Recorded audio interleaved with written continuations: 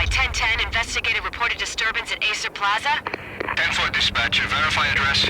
That's Acer Plaza, repeat, Acer Plaza.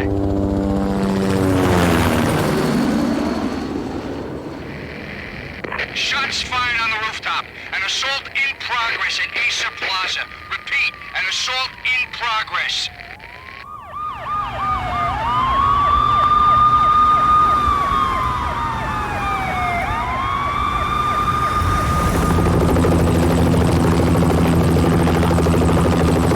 It's a war zone down here.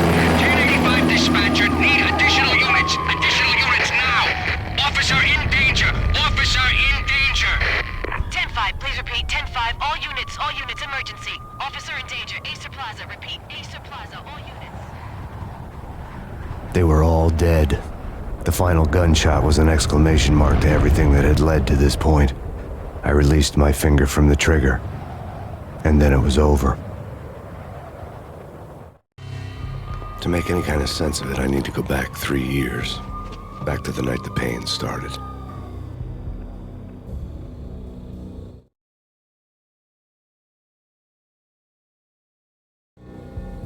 I was still on the force back then. NYPD, Manhattan, Midtown North Precinct, Hell's Kitchen. So when are you coming to work for me, Detective Payne? You'd make me work undercover in some hellhole. Sorry, Alex. Michelle and the baby come first. See? Smoke. It's bad for the baby. That's you, Max. A regular Boy Scout. See, Alex. Still on for poker Thursday night, right? Like taking candy from a baby. Life was good. The sun setting on a sweet summer's day. The smell of freshly mowed lawns. The sounds of children playing. A house across the river on the Jersey side. Beautiful wife and a baby girl. The American dream come true. Honey, I'm home. But dreams have a nasty habit of going bad when you're not looking. The sun went down with practiced bravado. Twilight crawled across the sky, laden with foreboding.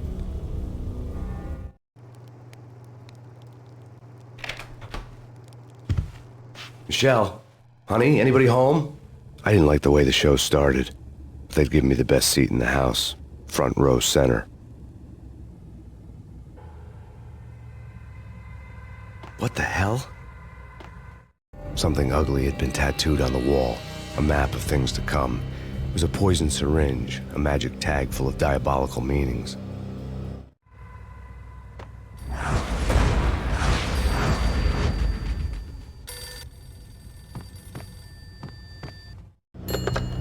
Listen, someone's broken into my house. Call 911. Is this the Payne residence? Yes, someone's broken into my house. They're still here. You have to... Good. I'm afraid I cannot help you. Who is this? Hello?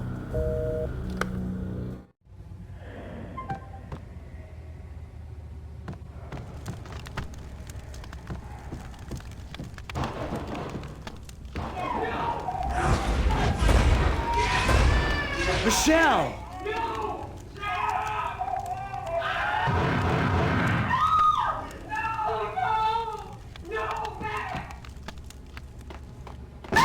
Michelle! Wait!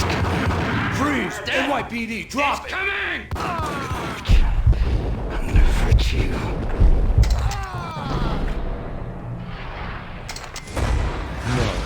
No, please, God, no. The flesh of fallen angels.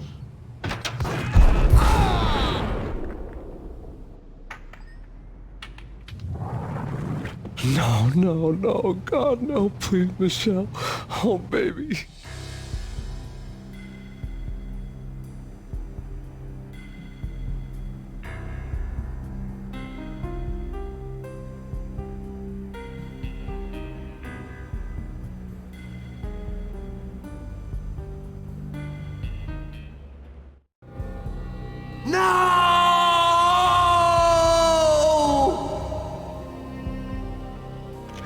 That was 3 years ago. Everything ripped apart in a New York minute. The killer junkies had been high on a previously unknown designer drug, Valkyr, V. After the funeral, I told Alex I'd be transferring to the DEA. It took us 3 years to get a break in the Valkyr case. Then, finally, 2 months ago, a dime dropper tipped us off that Jack Lupino, a mob boss in the Punchinello crime family, was trafficking. I went undercover, infiltrated the worst mafia family in New York.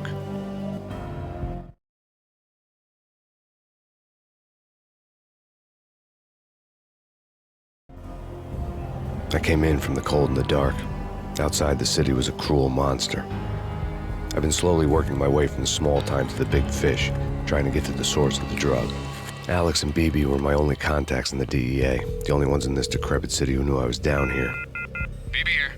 Something urgent has come up with Jack Lupino. You need to meet with Alex immediately at the Roscoe Street station. I hadn't had a face-to-face with Alex since I'd gone undercover. Outside, the mercury was falling fast. It was colder than the devil's heart, raining ice pitchforks as if the heavens were ready to fall. Everyone was running for shelter like there was no tomorrow. It didn't get any better when I got to the subway. The feeling hit me like a point-blank right in the face. Something was not right about this. My Beretta stirred nervously under my coat, but the train doors had already shut behind me, and I was in for the ride. Next stop, Roscoe Street Station, and Alex.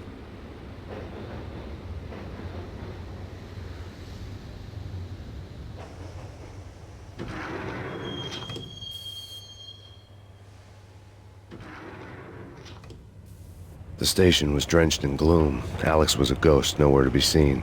I'd have to look for him.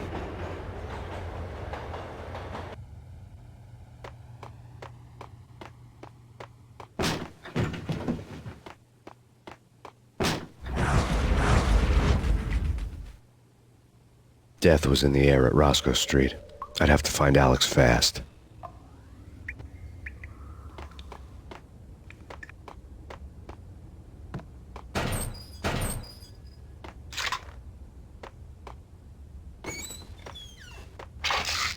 The pills would ease the pain.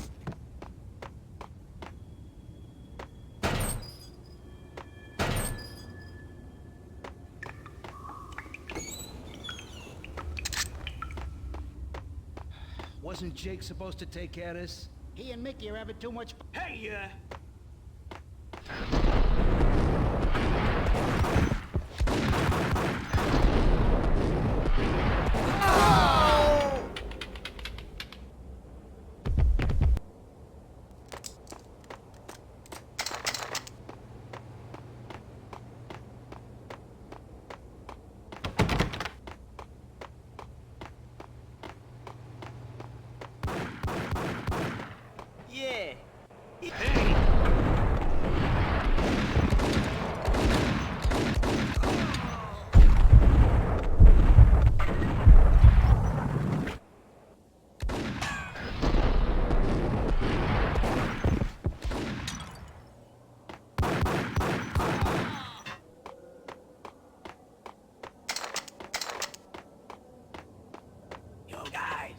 Yo, guys, hey, we're getting around.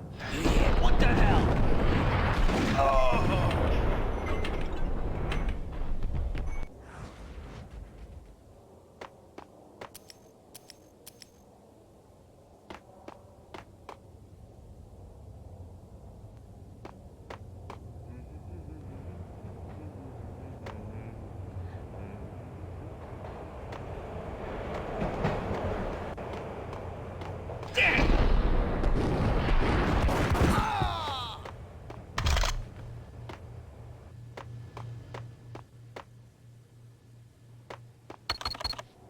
The security panel let out a mocking cackle. I'd need the right code. True.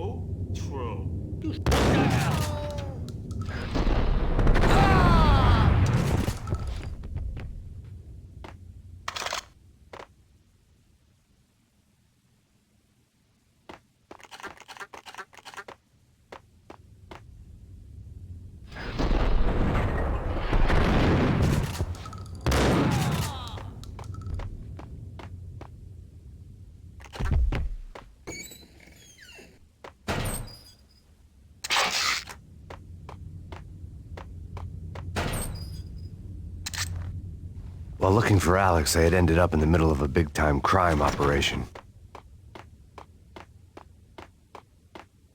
Hitting Roscoe Bank ain't exactly keeping low profile. Hey!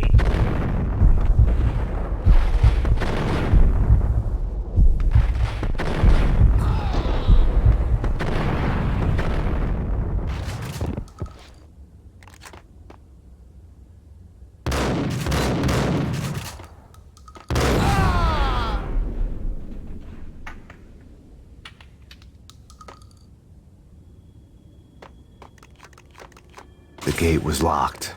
I would have to find another way to get to the tunnel.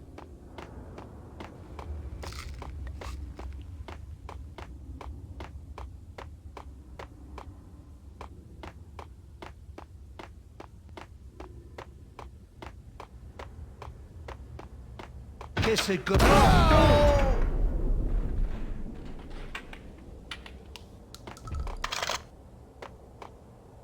You saved me, man. What's going on here? A massacre.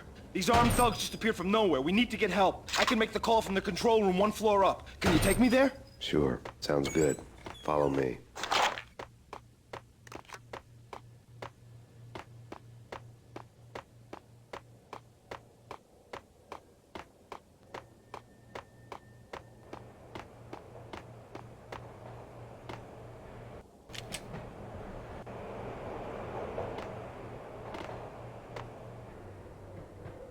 Home free. This way. Hey, look out!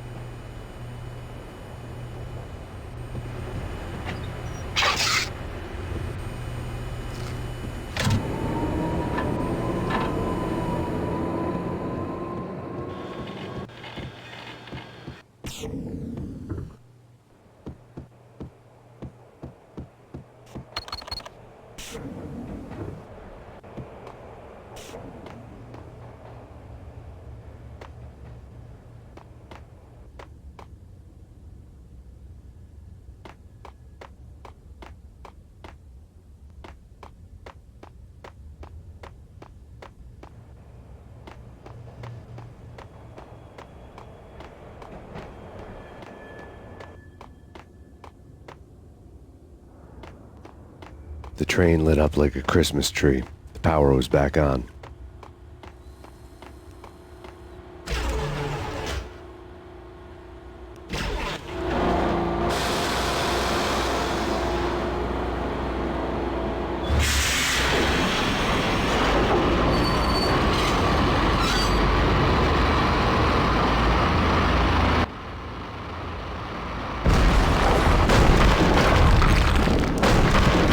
So much for being subtle.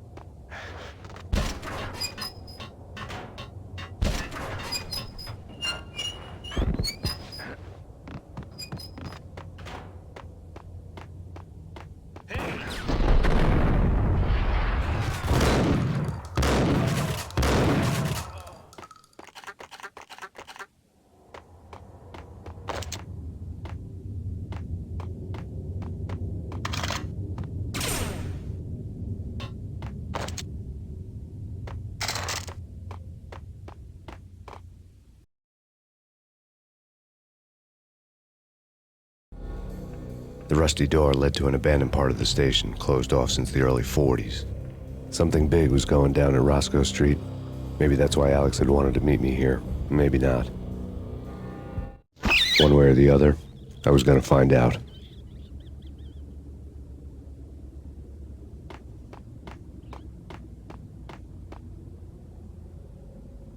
That's Payne. That's Payne.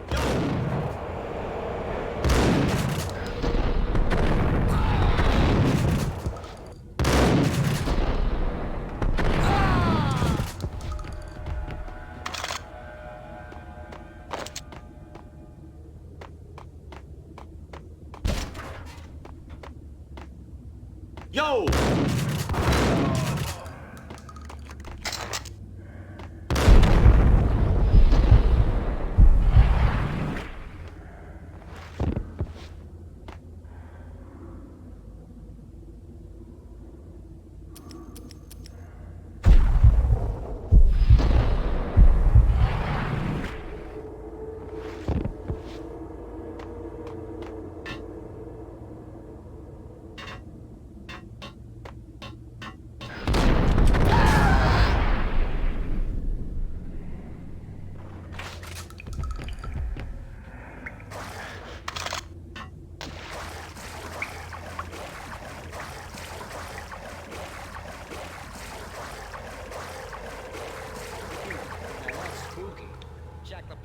Yeah, spooky.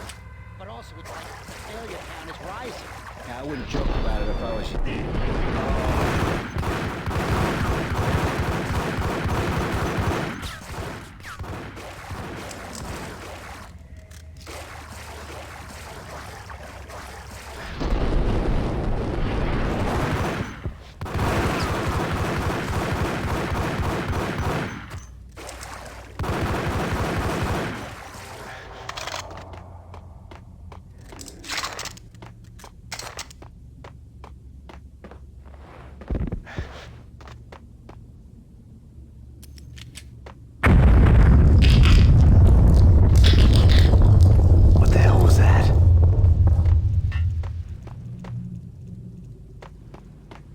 done here. Give me the detonator. What are you talking about? Whack this sucker!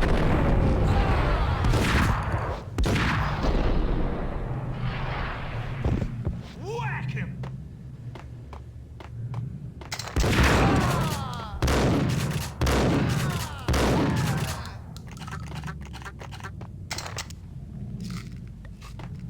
The door had been welded shut ages ago and the bomb was missing a detonator.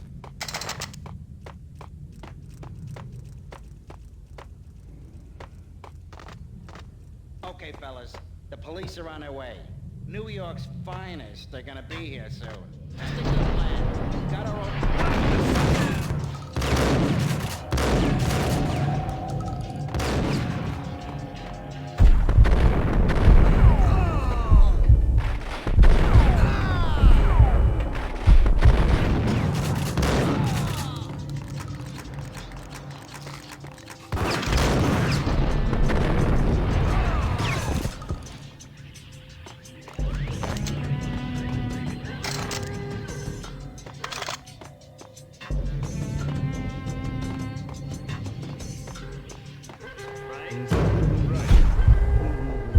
What the hell?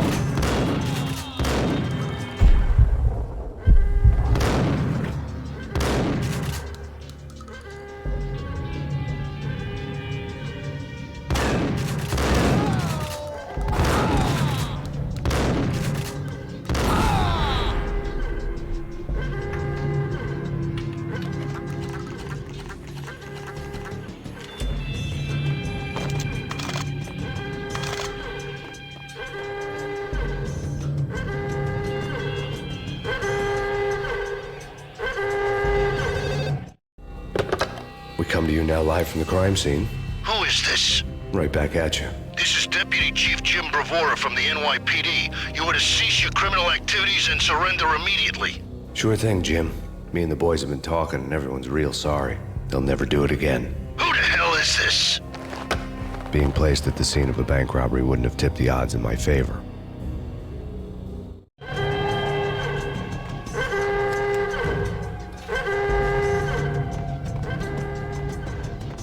bank robber's score lay on the table. The bank robbers had been after Acer Corporation bonds. The Acer success story had recently been on every channel and on the cover of every magazine.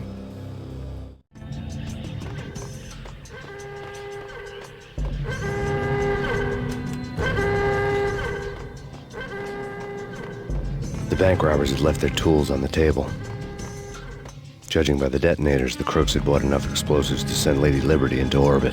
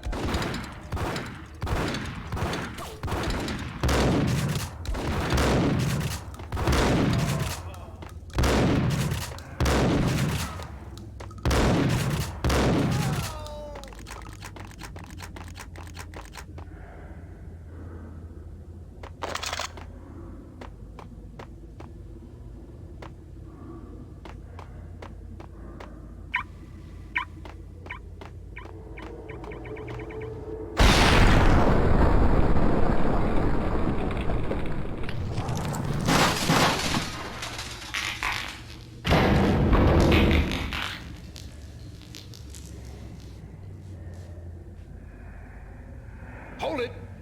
Max, Jesus, you almost gave me a heart attack. I nearly shot you. Alex, I'm glad to see you. What the hell's going on? There are more corpses here than at the city morgue.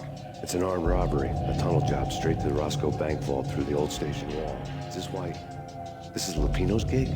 This is Lupino's doing? Lupino's men? Really? You sure know how to pick a place? Can you get through? No, it's locked. We gotta get out of here. If it's Lupino, it's... Alex? Alex! There was nothing I could do. He was dead. I could tell by the empty, accusing stare of his eyes.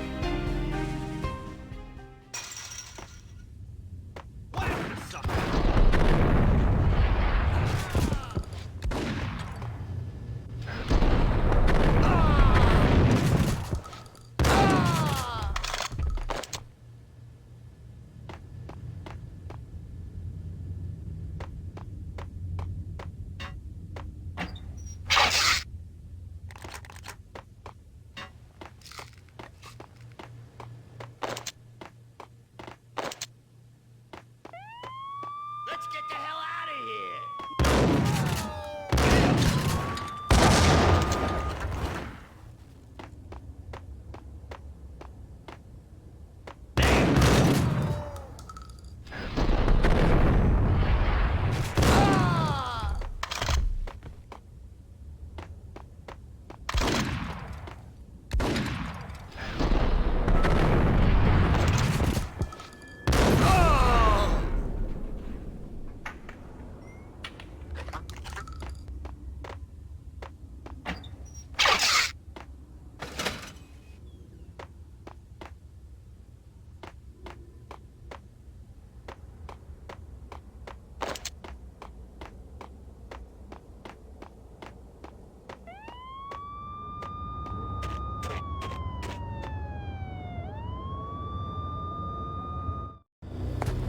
Alex had kept me relatively sane for the past 3 years. Now I didn't know how I felt. Somehow he had stumbled upon something big and ended up stepping on Jack Lupino's toes.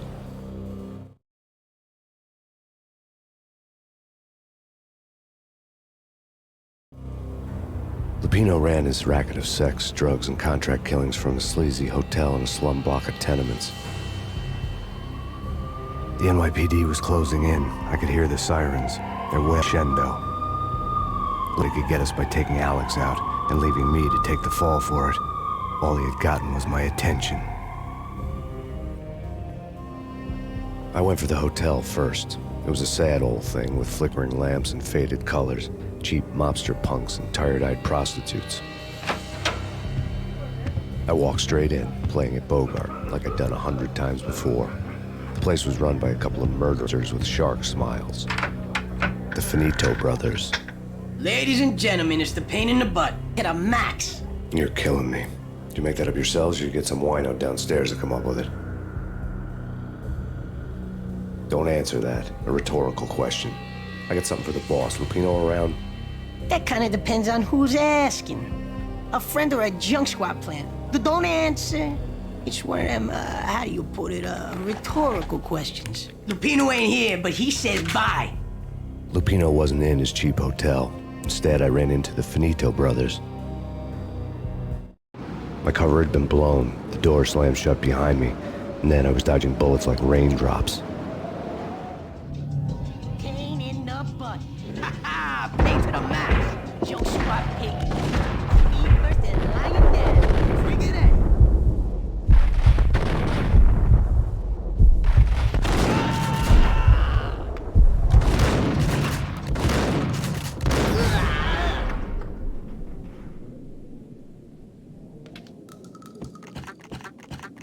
A letter on the desk caught my eye. Bosses, everything all right? I had met Lupino only once. The gangster ran all his rackets through his right-hand man, Vinny Gagniti. Gagniti was a high-strung whiner on the verge of breaking apart, like an overamped Energizer bunny. He had the brains to run the business, but he lacked the balls, always falling short, taking his frustration out on underage addicts and call girls. The V deal goes down at your hotel. Jack's exact words, quote, Vinny, you're in charge of this, unquote. Rico Muerte's coming to see it through. Anything goes wrong and everybody's gonna get dead. Goes double for you. Treat this guy real good. Anything he wants, you give him. Don't screw this up or you're finito, finitos. A V deal meant added security, locked doors, and lots of nervous thugs with itchy trigger fingers. I'd seen nothing coming in, but that didn't mean it hadn't been there. Rico Muerte was a regular Kaiser Soze, a spook story told to keep the apes in line. 313. The Finitos had scribbled Muerte's room number on the note's margin. Bosses, Joey, Virgilio, you right in there? They're not answering. Call the others. Tell them to come quick. Okay, but we can't wait for them. We gotta go in now. Bosses, we're coming in. It's Payne!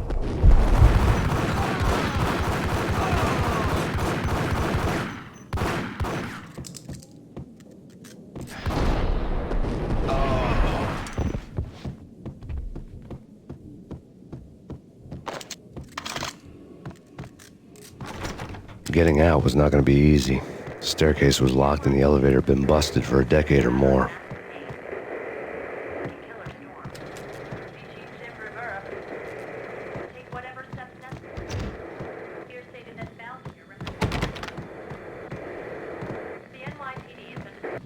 In his press conference today, the mayor stated that Valkyr represents a clear danger to New York and called for drastic actions to eliminate the problem.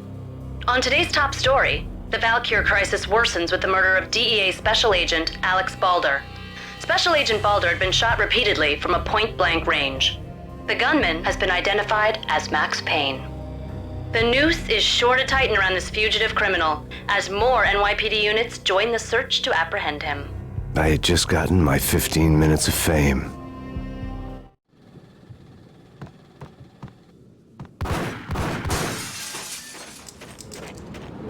Something's wrong with the bosses. Payne's there and they're not answering.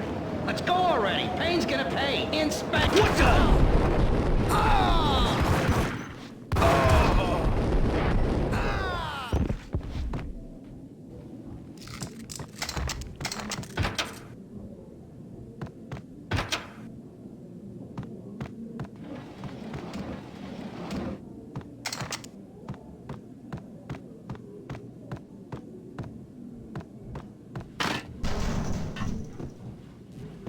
Hey!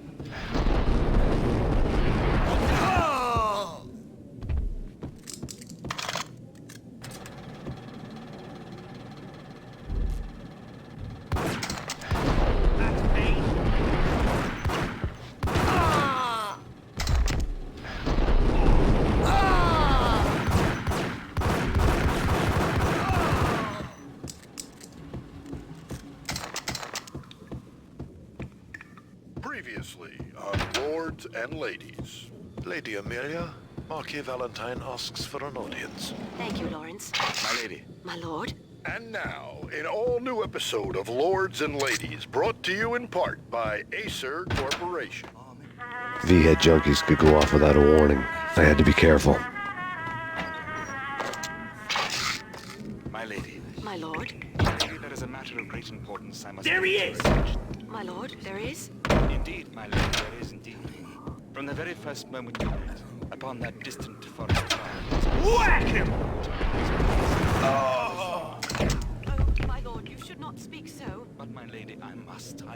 My lord, no. I forbid you. This cannot be. This must not be. But why, my lord, why? My lord, it is too dreadful. Do not force me to speak the words. My lady, I beg you, I must know. I would... Yes, my lord, we should both be dead, for this shame is too great for the living. My lord, I am your long-lost sister.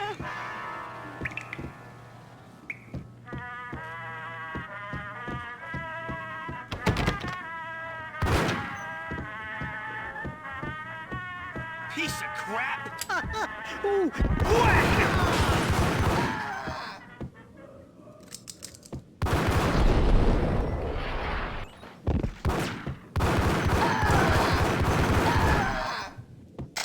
Will they ever get together?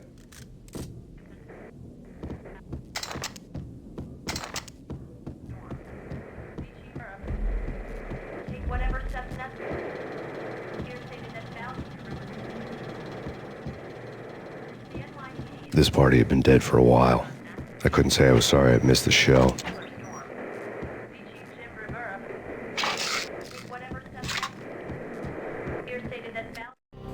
Tonight, the city's fight against the nightmare drug Valkyr took a turn for the worse as DEA Special Agent Alex Balder was found brutally slain at the Roscoe Street subway station. A suspect was seen leaving the site only moments after the shots had been fired, and the NYPD is currently in pursuit of Max Payne, a repeated felon believed to be armed and extremely dangerous. And now the weather. The worst winter storm in recorded history continues to pound the city.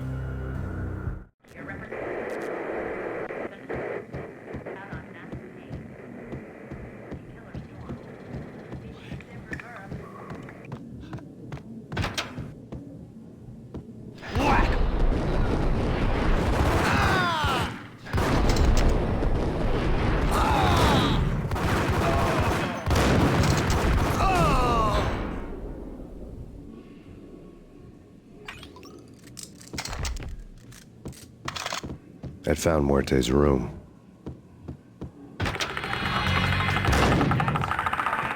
Muerte had received a letter.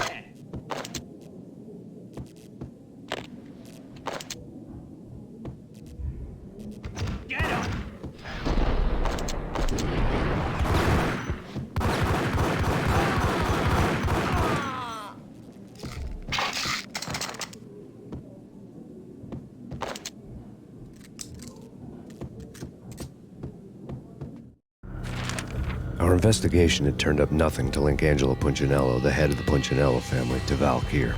All tracks had ended with Jack Lupino. The letter in Muerte's room was signed by the Don himself. It was the first hint that the Kingpin knew what was brewing inside his syndicate. The trouble you got into after the Chicago screw-up. The Punchinello family bailed you out. You have been waiting for a chance to pay us back. One of our trusted boys has a monkey the size of King Kong on his back. We need your special skills for backup on a major deal. Collecting evidence had gotten old a few hundred bullets back. I was already so far past the point of no return I couldn't even remember what it looked like when I had passed it.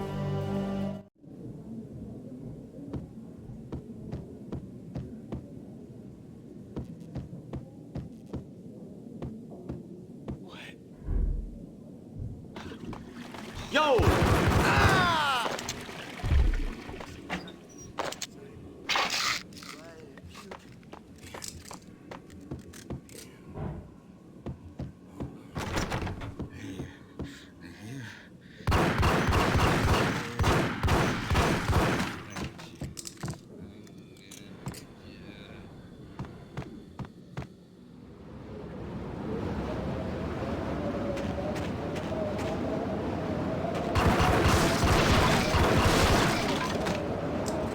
I didn't want to know what had happened here. It was not a pretty sight.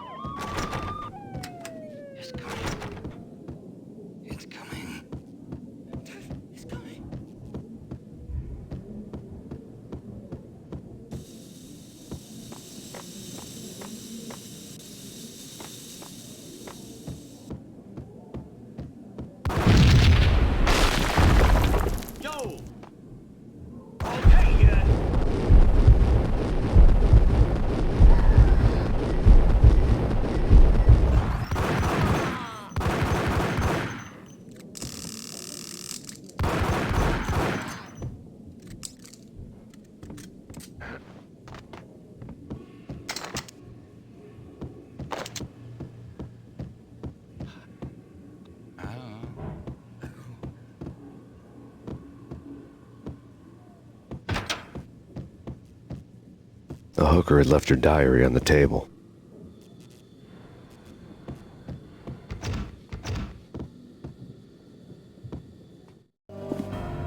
The diary belonged to a hooker named Candy Dawn. The read would have made a vice cop blush. Had talks with the mystery hag over the phone again. Sent to the latest One-Eyed Alfred tape. As long as the hag keeps paying for the tapes, the old man could come every day for all I care. She had a nice sideline, making secret X-rated flicks of her clients and selling them to the highest bidder. It would get her killed if her V-fix for the day didn't do it first.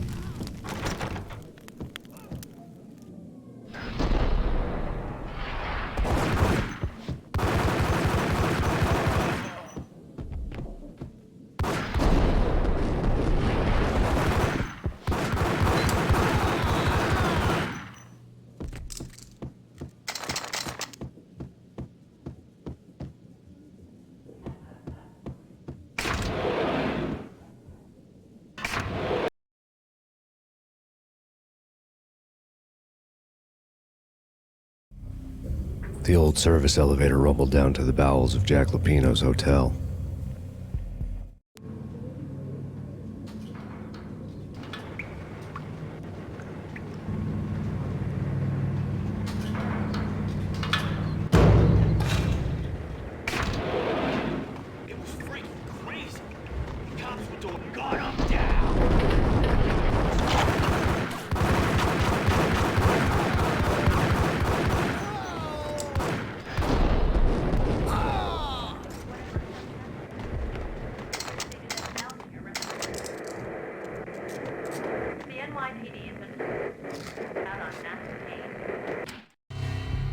A winter storm warning is in effect in the whole tri-state area, as both freezing rain and heavy snowfall continue. Many roadways are already closed, and people are advised to stay indoors. The severe blizzard has ravaged New York for 3 days now, with no end in sight. We'd been snowed from the start in the Valkyr case. The forecast said there was plenty more where that had come from. But the snowbound city was on my side. Less chance of innocent bystanders getting caught in the crossfire.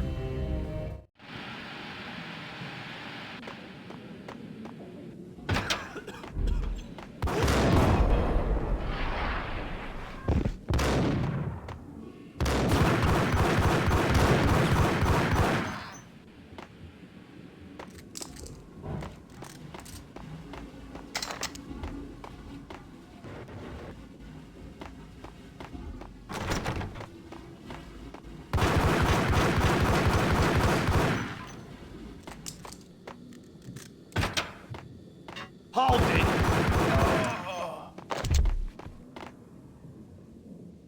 Exhibit number 1, a newspaper. A dead man tied to a chair lay on the boiler room floor.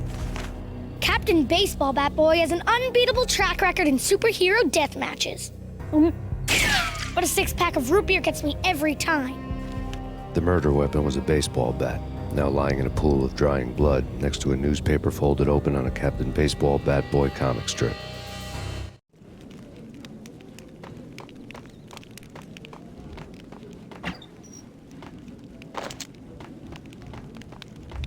Take vampire movies. Why are they always set in LA or Mexico? They can't even get a tan.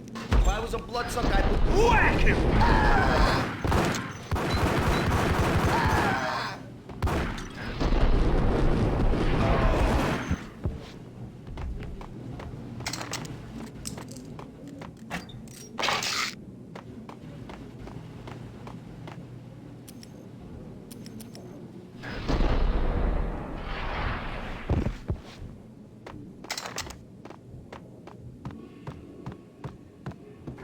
Chill with the guns.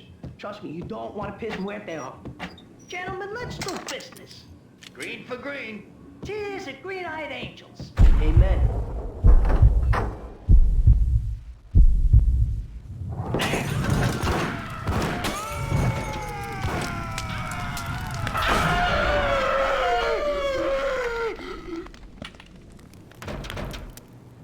A lifetime ago, this would have gone down as a narcotics arrest.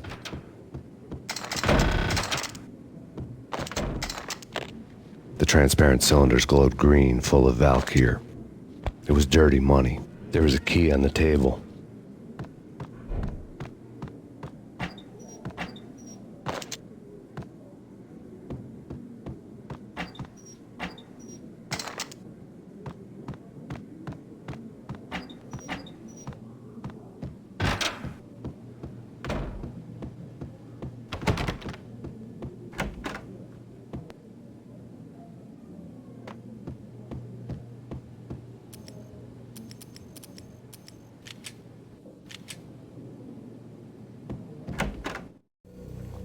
Two mad dog.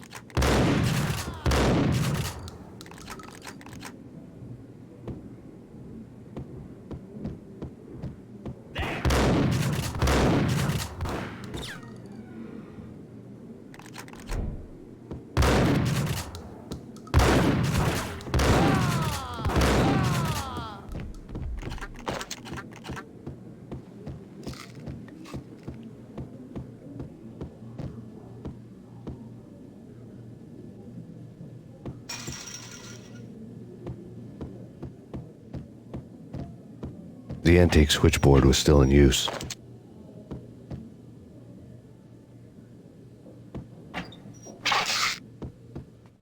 There was an old telephone switchboard in the back room of the reception area, the kind that made phone tapping child's play.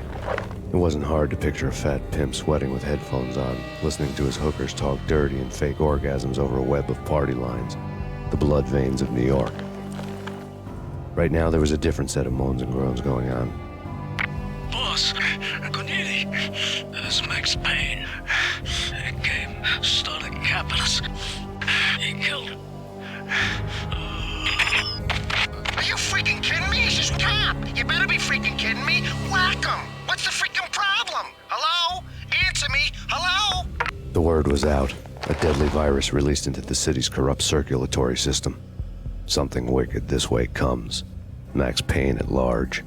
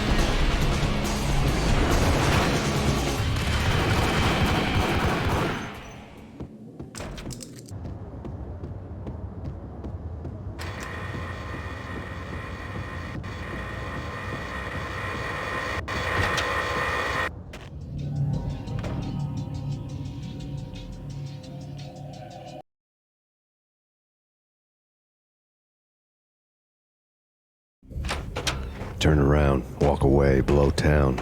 That would have been the smart thing to do. Guess I wasn't that smart. Lupino's tenement buildings were a seedy hangout for all kinds of sleaze. A liquor store, a pawn shop, a laundromat full of mobster bookies and loan sharks. The list went on. The how and why of it was a mystery to me, but they knew I was a cop. They knew I was coming, and they were going to get real trigger-happy about it. I got to see Lupino's hangout all lit up. A bomb went off, turning snow into liquid gold. A pillar of fire lifted the remains of a car straight up into the air. The flames were highlighted on the hood of a black Mercedes-Benz as it coasted down the street real slow, as if the driver didn't have a worry in the world. I got a good look at the man riding shotgun. It was Vladimir, the head of the local Russian mob, the fly in Don Punchinello's soup. The ringing in my ears was the sound of a mob war being waged.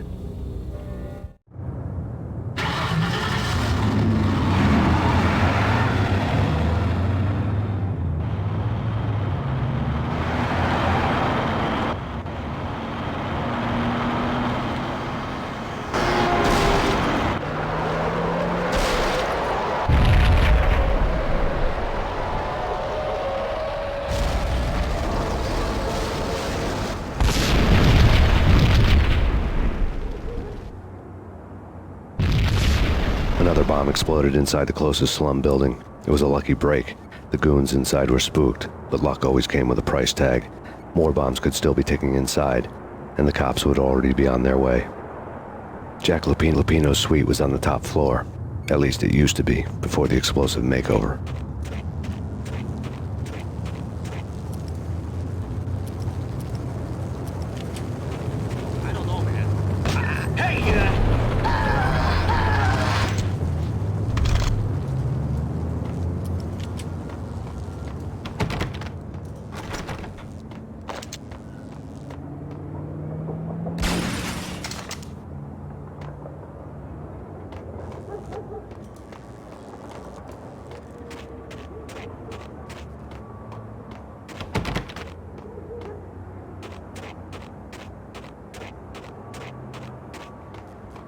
headlines were a depressing read. The headlines were screaming bloody murder. The storm was a screaming duet with the approaching prowl car sirens. It was all a scream when you were down for the count and wanted for murder.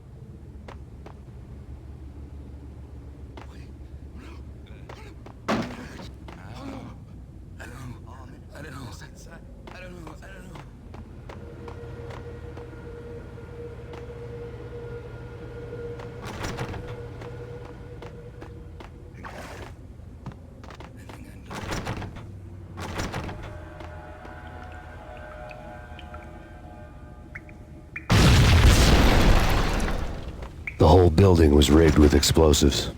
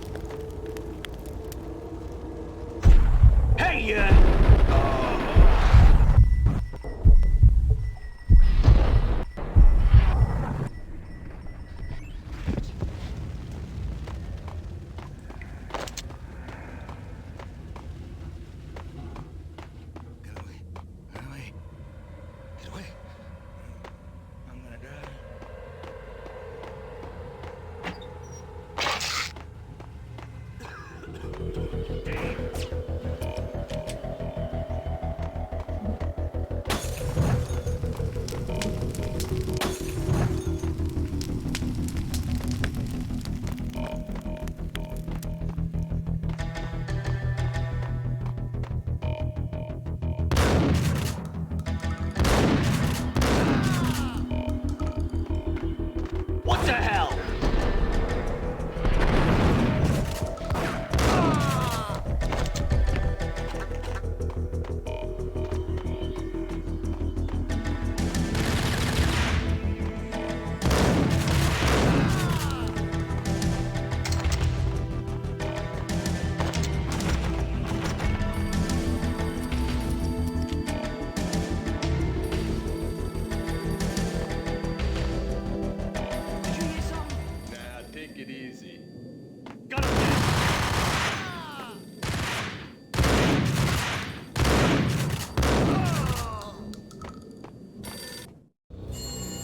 A beaten-up phone in the entrance hall was ringing.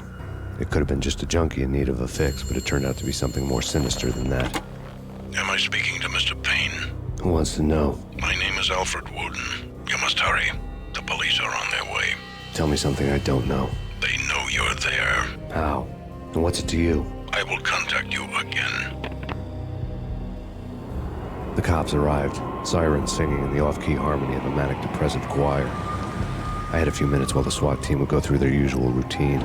By the time they busted in, I needed to be long gone. Max Payne, this is Deputy Chief Jim Bravura from the NYPD. Drop your weapons and come out with your hands above your head.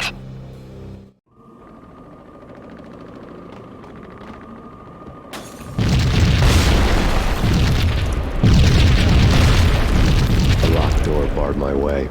I needed a key.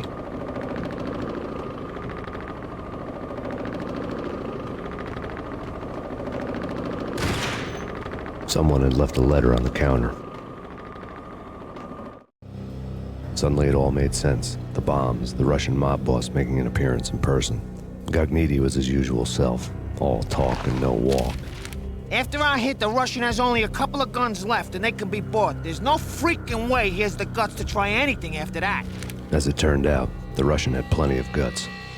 One thing you could count on, you push a man too far and sooner or later he'd start pushing back.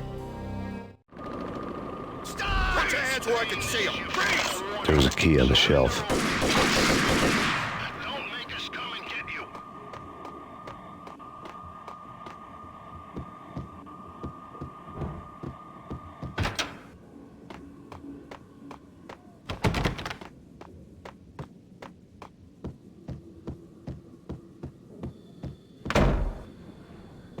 What the?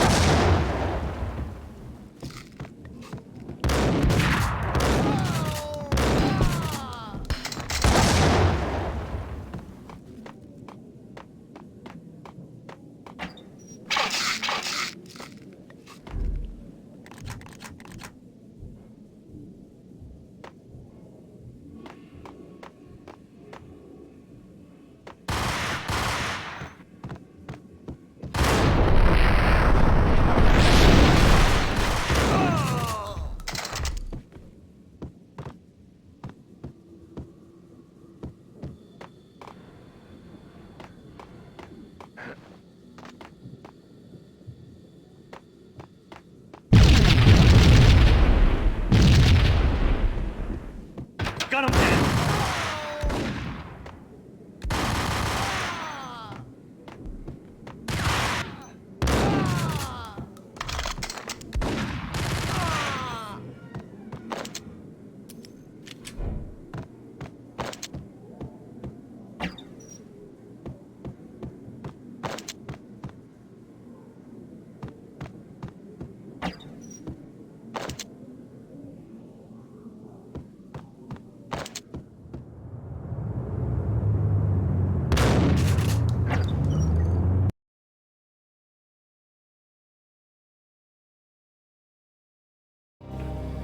The bombs had destroyed all the stairs up to Lupino's office. The alternate route led there by way of adjoining rooftops.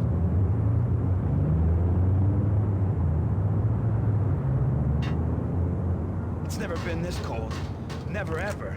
It's like the sky's falling. Yes, sir. It's the end of the world as we know it. And I don't feel fine. I don't feel anything. Not a thing.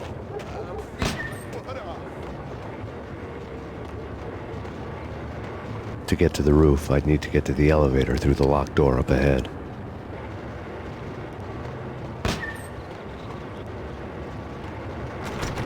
Pizza delivery. Never seen you before.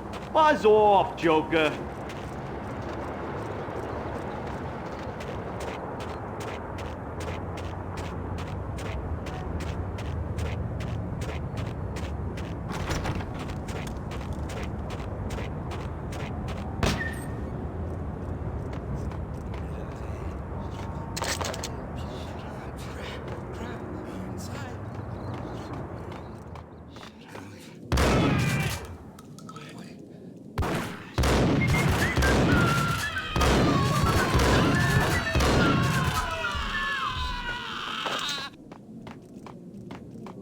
Payne.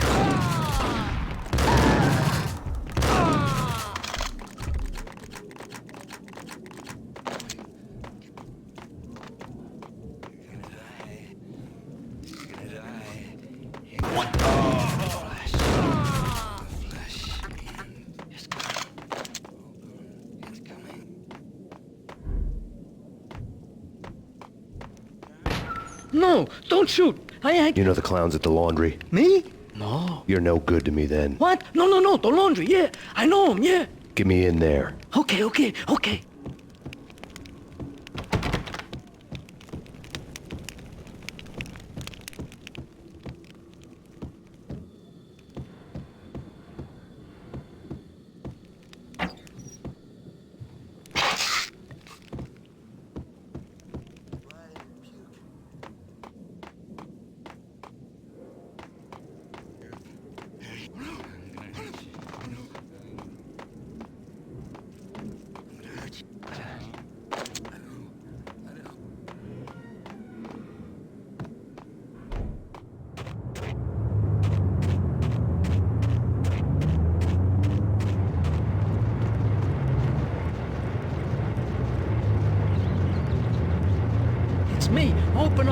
me in, quick! Not so fast. The password. John Woo. Come on. Okay, John Woo. All right. Come right in.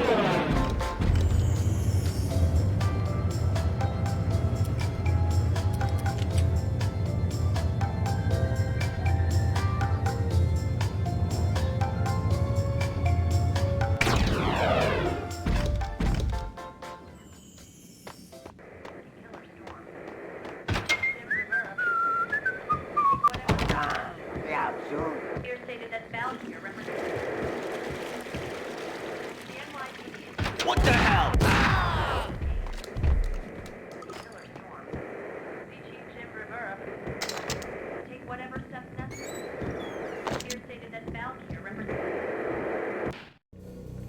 New York City is in crisis tonight, with reports of Valkyr-related gang war in the streets of the Bronx. Apparently, Max Payne, wanted for questioning in connection with the slaying of a DEA special agent earlier tonight, is waging a one-man war against his former partners in crime. Among the listed casualties so far are notorious mafia members Joey and Virgilio Finito, as well as Rico Muerte, himself a fugitive from the law, and a suspect for several murders in the Chicago area. The NYPD has been placed on full alert. A citywide APB has been put out on Max Payne. Deputy Chief Jim Bravura has promised to take whatever steps necessary to bring him to justice. What those steps may be remains to be seen. For NYCNN TV News, this is Kira Silver.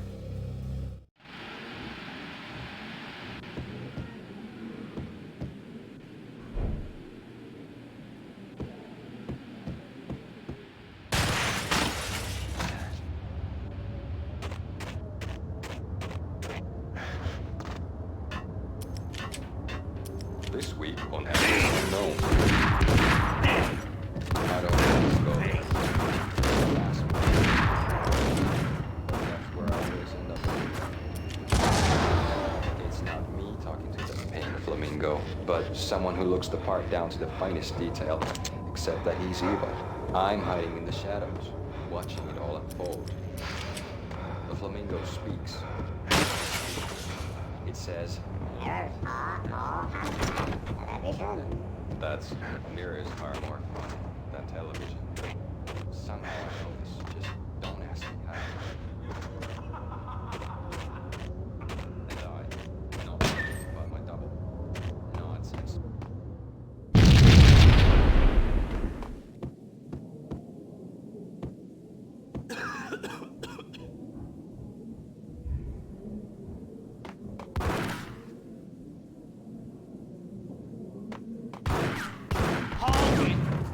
Red, blue, or green? It's always red or...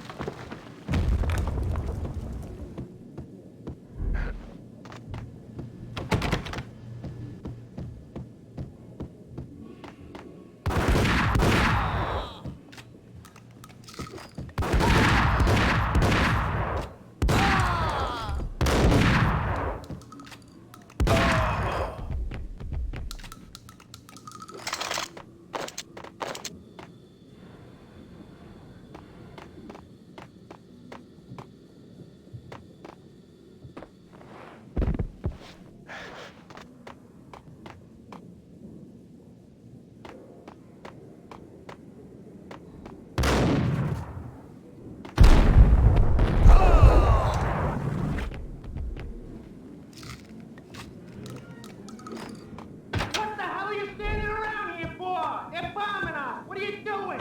You're doing nothing! What are you doing? This is war! Freaking war!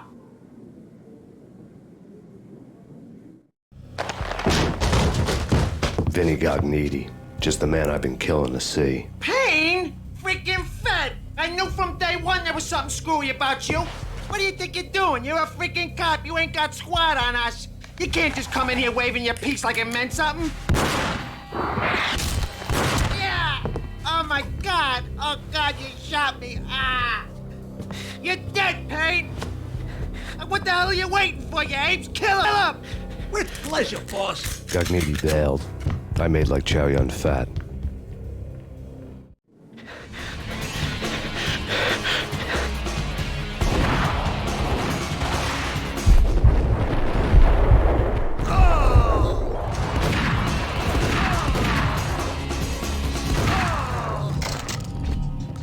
A crumpled letter lay on Gognitti's desk. The letter was addressed to Don Punchinello, but Vinny had never had the nerve to finish it. Jack's gone voodoo. Just the other night, he shot Dino because he wanted to see what his brains looked like splattered on the wall. He's a freaking mad dog. We're running out of men and business fast. Gognitti had been living in mortal fear of his boss. Jack Lupino was a psycho.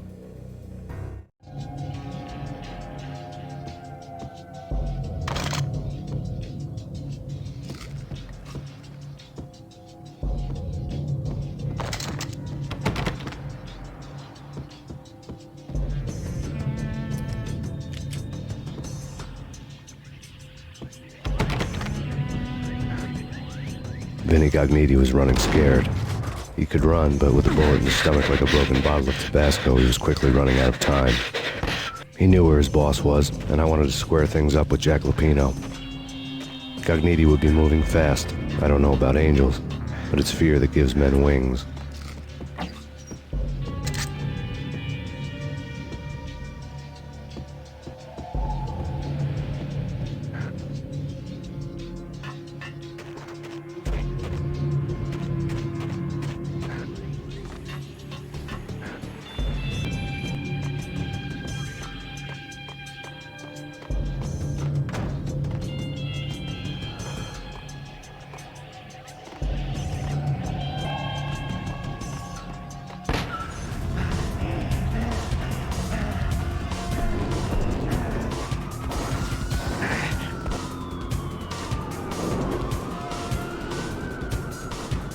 Gognitti hitched a ride.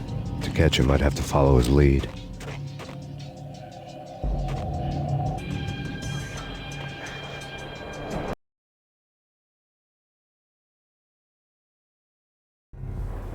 This was my second train ride of the night. The way it started didn't promise anything better than the last one.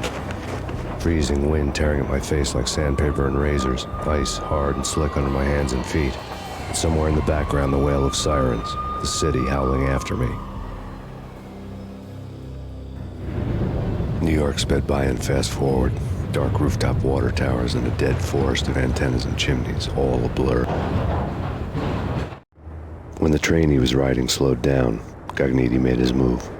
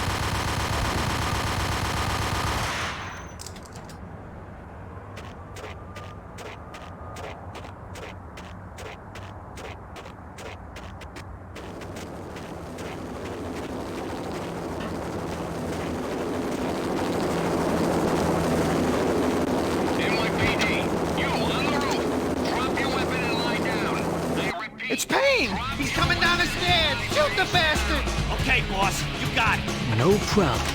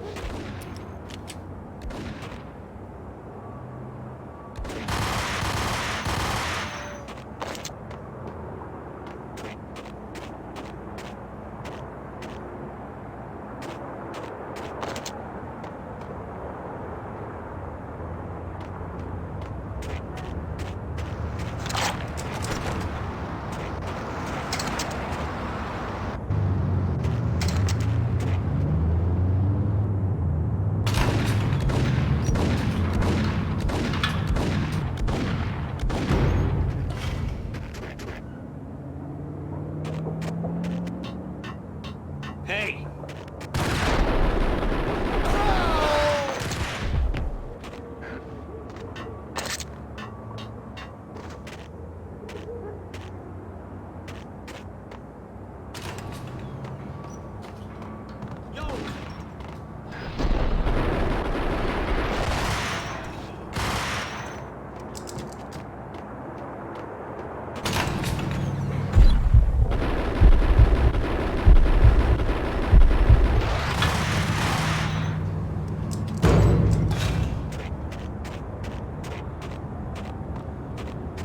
Whack the sucker!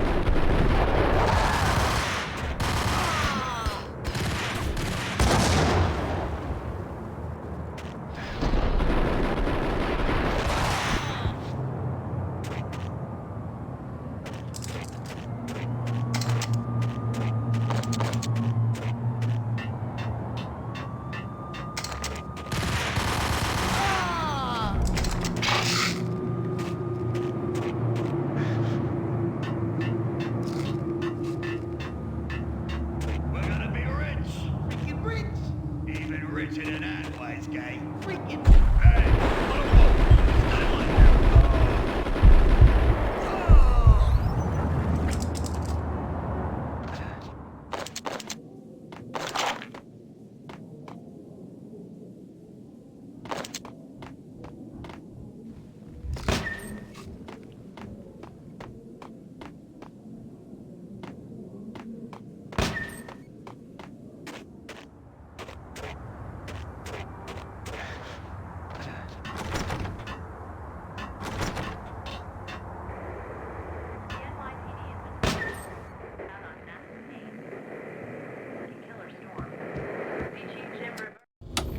Max Payne has nowhere left to go. We are very close to capturing him. You'll get a full statement then. Right now, I've got better things to do, ma'am. That was Deputy Chief Jim Rivera from the NYPD with no further comment at this time. Apart from his suspicious food habits, I figured Bravura to be one of the good guys. Fate had just dropped us on different sides in this. But when it came to capturing me, he was way out of his league. I had already ditched the cops a couple of rooftops back. For now.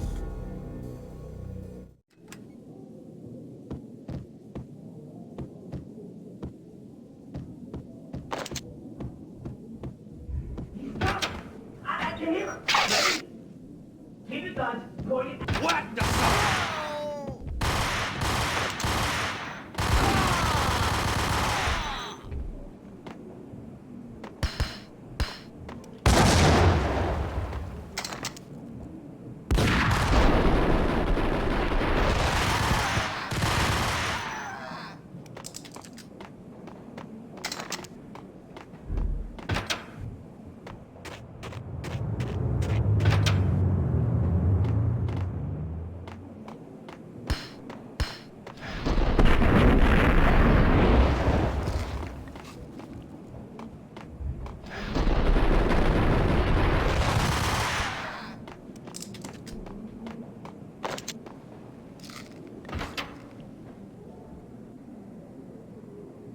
me, goddammit! Payne! I'll kill you, you lousy freaking cum!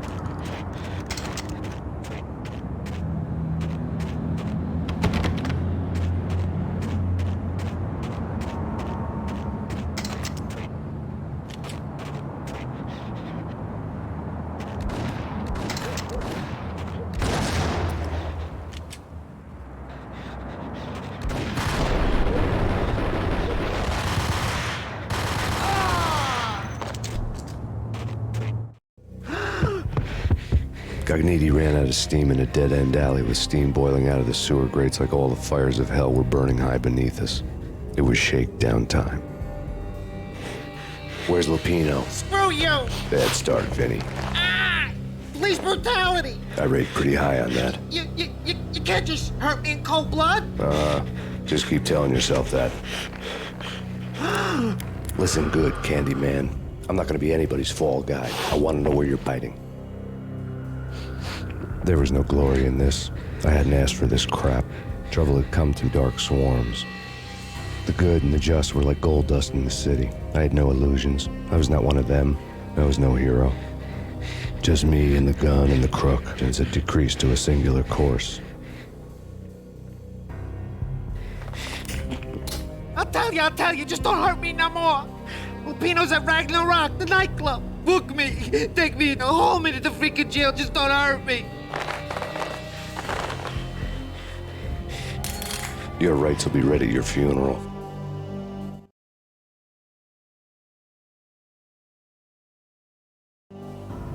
Ragnarok was Lupino's private nightclub, a den of drugs built into an old theater.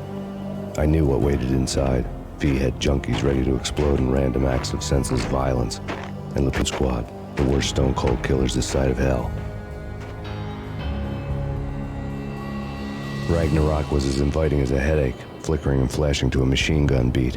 The belly of the nightclub was a gothic theme park that began with bondage games and led to the nasty stuff from there. As subtle with its dark message as a cop-killer bullet through the heart. Like father, like son, just like Jack Lupino.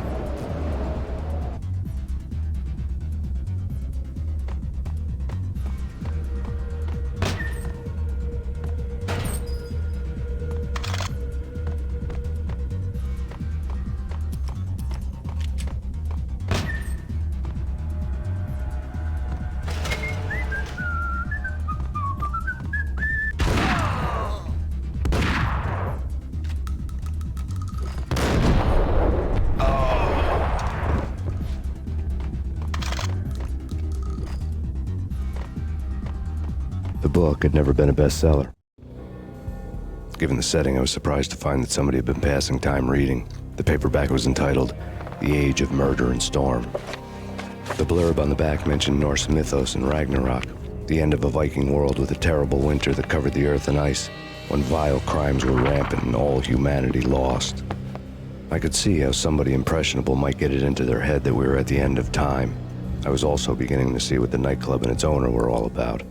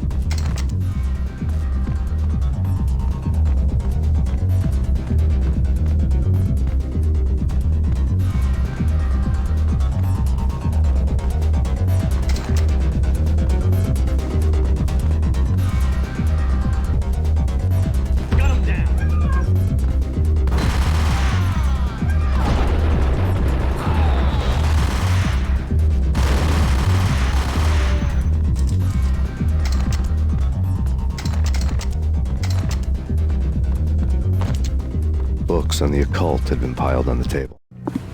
The room was stacked with light reading, such as Necronomicon, Witchcraft, and Paradise Lost. Old exotic titles like Malleus Maleficarum and De Umbrarum Reini Novum Portis.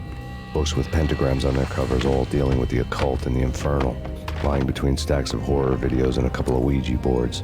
The only thing I could take seriously was the thought of Lupino taking it seriously. He had been spending a lot of time getting intimate with the guy downstairs.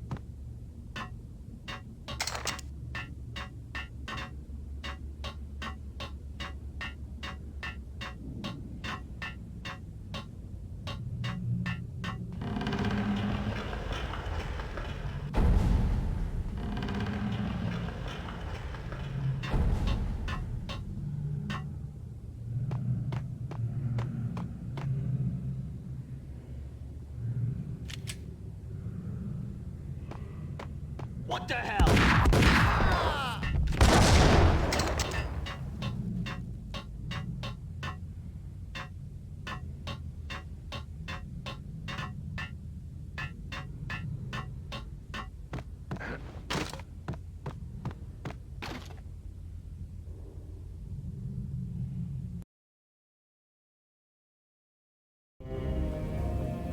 The backstage area led to Lupino's inner sanctum. The hot air inside was like an invisible wall, thick with incense and something else, a sickly sweet smell that made you gag. This was the rotten core of the Big Apple. Lupino lurked somewhere ahead, like a spider at the center of his web, waiting. The vapors in the air started to make my head swim. Torn pieces of a letter lay scattered on the sofa.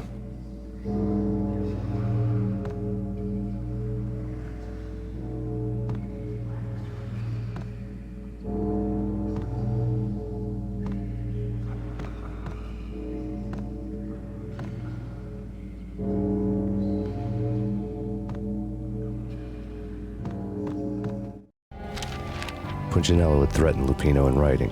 The note had been torn to pieces, bloody fingerprints all over them. Don't want you to think that one of my boys is not playing with a full deck. Shape up, Jack. We are running a business here. I'd hate to send the trio to strong-arm you. The trio were the Don's notorious henchmen. It was obvious that Lupino hadn't been intimidated by the threat. Lupino's notes covered the table.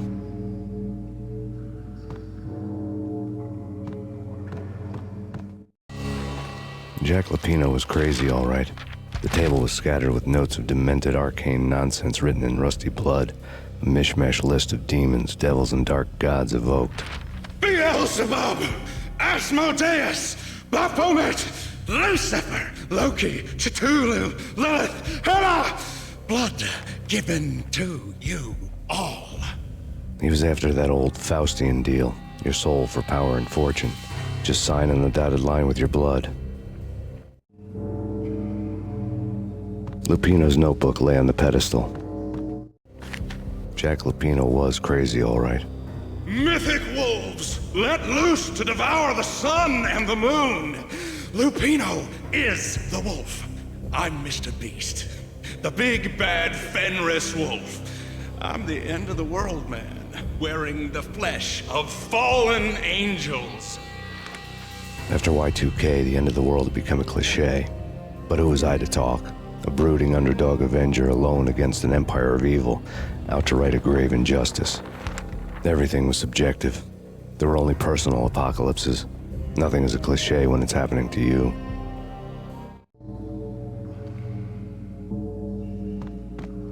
The flesh of fallen angels! Come to me all! Astaroth, Beelzebub, Asmodeus, Baphomet, Lucifer, Loki, Satan, Cthulhu, Lilith, Hela! Blood to you all! Secret, living under the skin of reality. I've seen it. The corruption of flesh.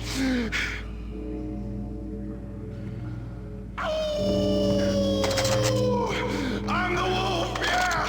I am the wolf! It's close. It's coming. You have come. The end of time. It's now! I will rise to her side! I don't need the words! I'm beyond the words!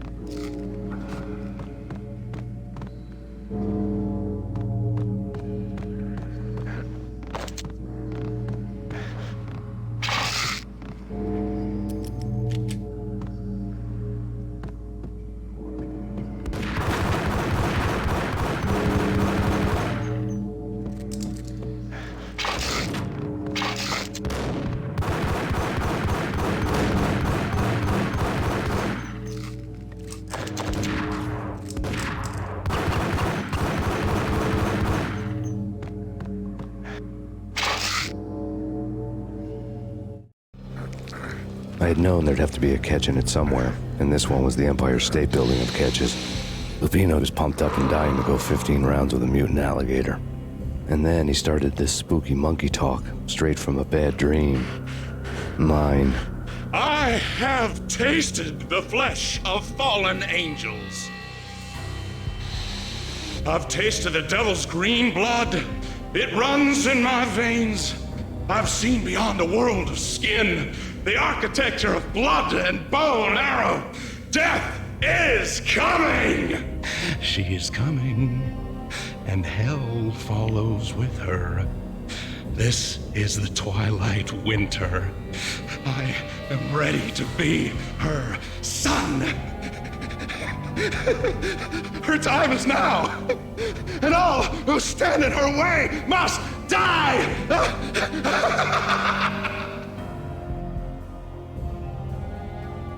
Die!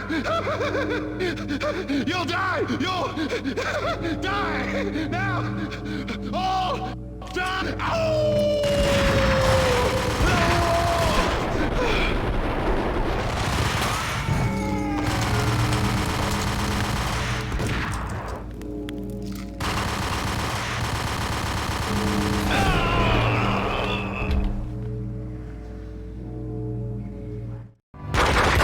Lupino finally went down. I wanted to make real sure he'd stay that way.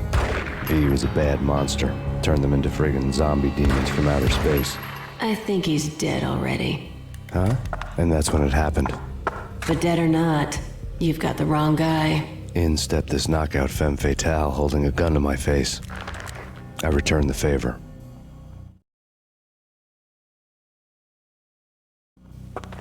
Lisa Punchinello. Lisa Punchinello was the Don's wife. Mona Sachs. Lisa's evil twin. Your safety's off, evil twin. You might hurt someone with that gun of yours. Lisa's the damsel in distress. I'm the professional. I'd blow you away without batting an eye. Sure, and you can check out my credentials splattered all over this joint. Jack couldn't have framed you. Not the state. We're after the same slime bag. Angelo Punchinello's the one who murdered your friend. You with it. You know this for a fact. I've got my sources. I don't have a clue these days. I just shoot them as they come. Who put a contract on the Archfiend? This one's mine. I hate the guts of that wife beater. Why not bullets for this one? I thought you'd never ask. My finger was starting to twitch. How do you like your whiskey? I'm easy, as long as you don't try to slip me a Mickey. You're a real angel, Max. It was good stuff. Tasted sweet as honey going down. Nothing personal. Can't risk you going berserk and getting Lisa killed.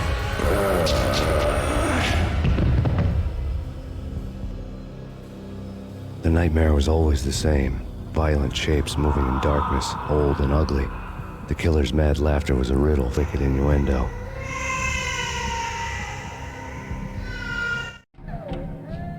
Somewhere, the baby was crying.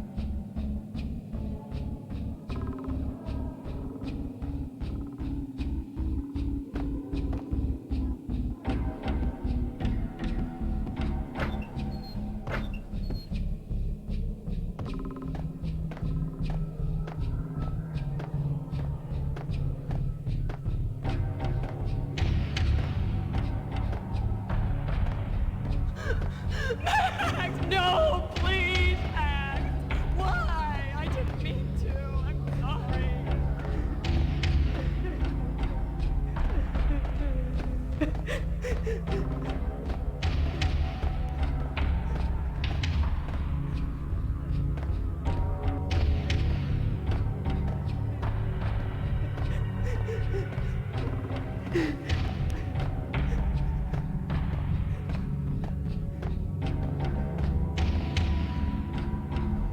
Should have known it when we found you snoring next to Lupino's corpse. A comedian, huh?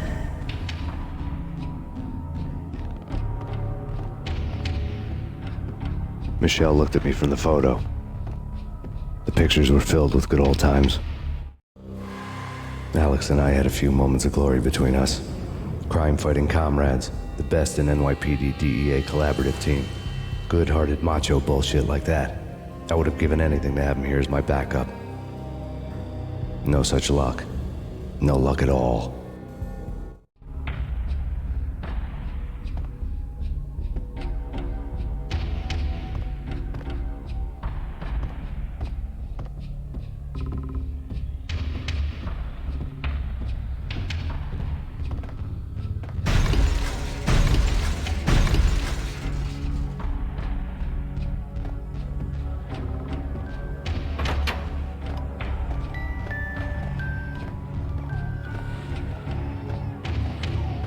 I really left up to watch cartoons. Captain Baseball Bat Boy's my favorite.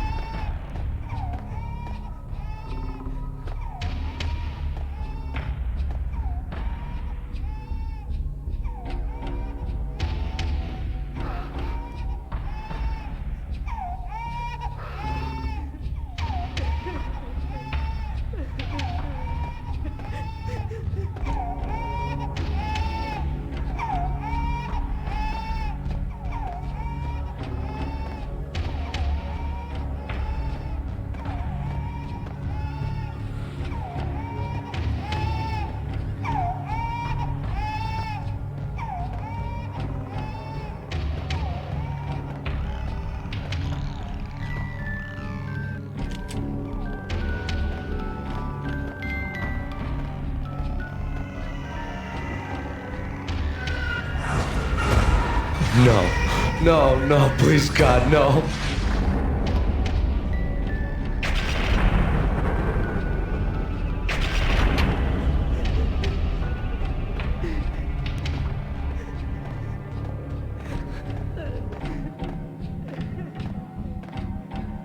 You can slice them, dice them, shoot them full of holes, blow them to bits, vaporize them, disintegrate them. No matter what you do, they'll still be back good as new. Michelle's diary lay on the table. Michelle was working part-time in the district attorney's office. Her diary was open on today's entry, her handwriting all pretty curves. An army dossier found its way to my desk yesterday. Valhalla? Isn't that a Norse myth? Something about Vikings? I tried to tell Max about it, but he was busy, that cute frown on his brow. Guess it's nothing, just a mix-up at the courier service. From now on, I would always find time for her. It was a hollow promise. Too little, too late.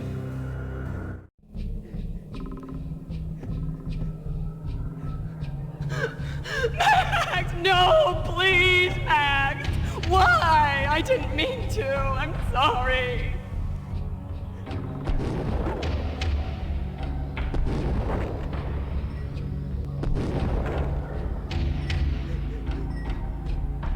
Murderer! You killed her! Nothing like that ever happens in the real world.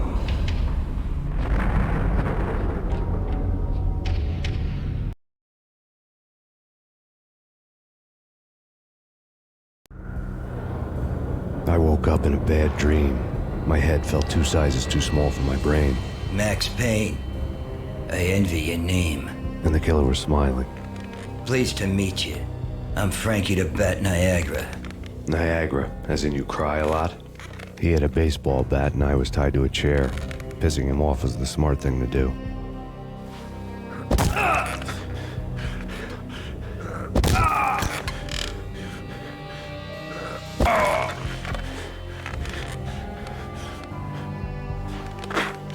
Nothing wrong with a little laugh now and then. Take me, for example, to watch cartoons. Cartoon violence is a fascinating thing. Let's take a break. I need to take a leak and maybe grab a cold one at the bar. Don't worry. I'll be back to finish this off. And then, it's checkout time. You play, you pay, you bastard. He swaggered out, and the door clanged shut behind him, locks clicking into place. Everyone makes mistakes. Mine hadn't been to crack jokes about the goon with the bat. He'd have cracked my skull regardless. It hadn't even been to trust a girl with a gun. I had blindly gone after the first bad guy on my hit list when I should have been aiming further up the ladder, at the head of the Punchinello family. I couldn't bring myself to be pissed at Mona. Guess I had a soft spot for her pretty face.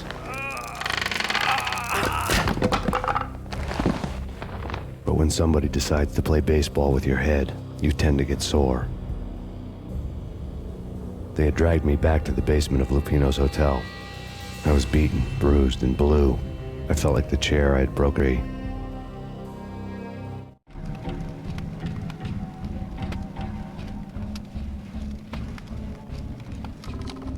All I had was Niagara's bat, sticky with my own blood. Without a gun, I'd be no match for Frankie's men. I'd have to play hide and seek with them. It's Frankie's turn. What the hell?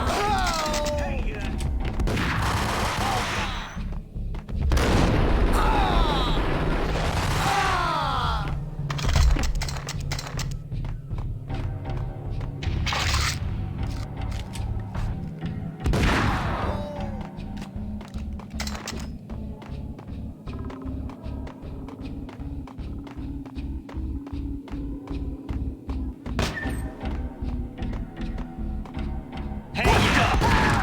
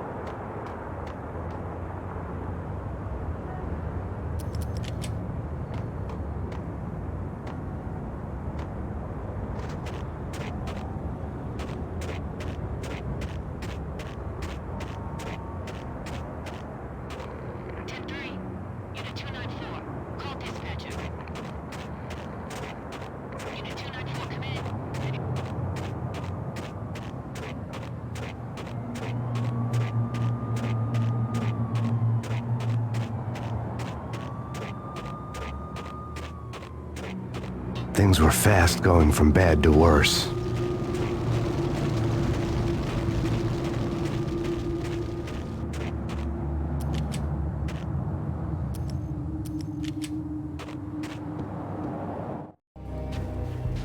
The men in blue had come and gone. They had decorated the place with chalk outlines and tied it together with yellow tape. The cops who had stayed behind were dead. Frankie, his boys, and I had the place all for ourselves.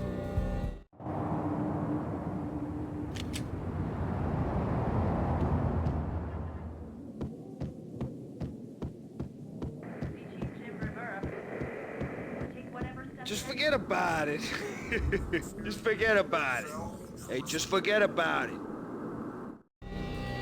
That crazy witch, you should have heard her. She was a real scream when the boys caught her trying to cap the Don.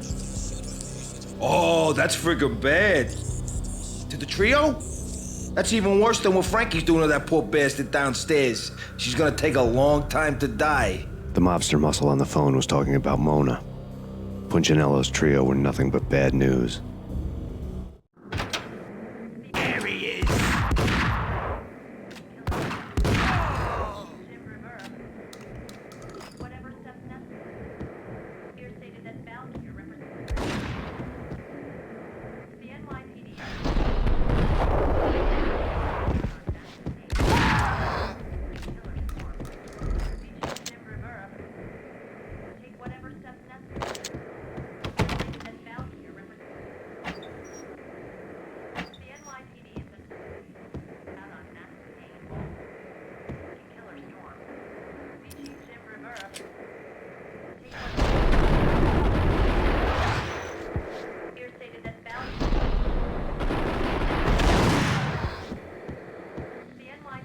More evidence that Punchinello didn't like me much.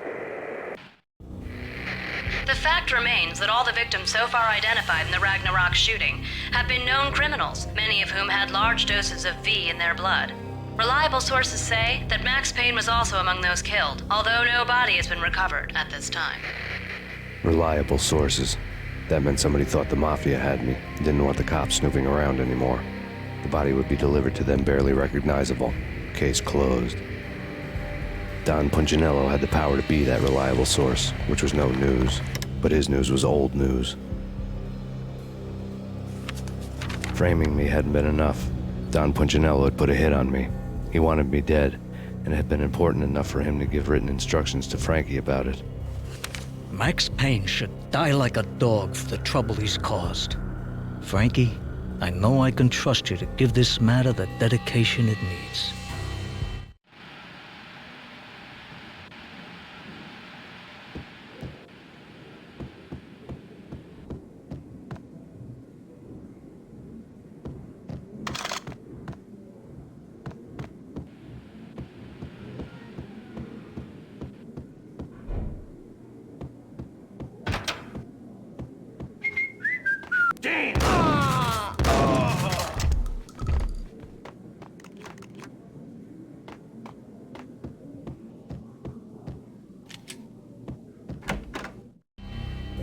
The hotel bar was fast developing quite a history. True to his words, Frankie was there, having a beer. Jesus Christ. How the hell did you get loose? Got bored waiting. Thought, what the hell, we could just as well finish this here. Fine by me. This works out just as well.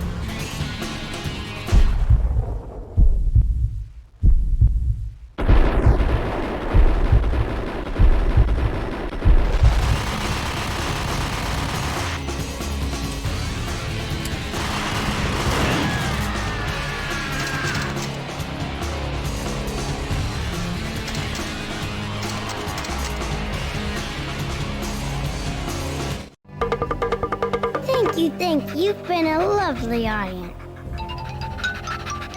Had enough? I don't play with girls anyway. Unfair! I spotted the tail of the hotel, a big black Mercedes. I'd seen the car before. That time it had heralded impressive explosions. Vladimir was back. Bang. You're dead, Max Payne. I might have laughed if I remembered how. What's this supposed to be? Cops and robbers? Look, you want something with me? Get in line. Peace, man. Relax. You know you are a real news item. Armed and dangerous. I am going to make you an offer you can't refuse. I've always wanted to say that. It's a bum rap. I've been framed. That's a moot point. Whatever you did not do, I'm sure you had good reason for doing it. Want to hear me out? I'm listening.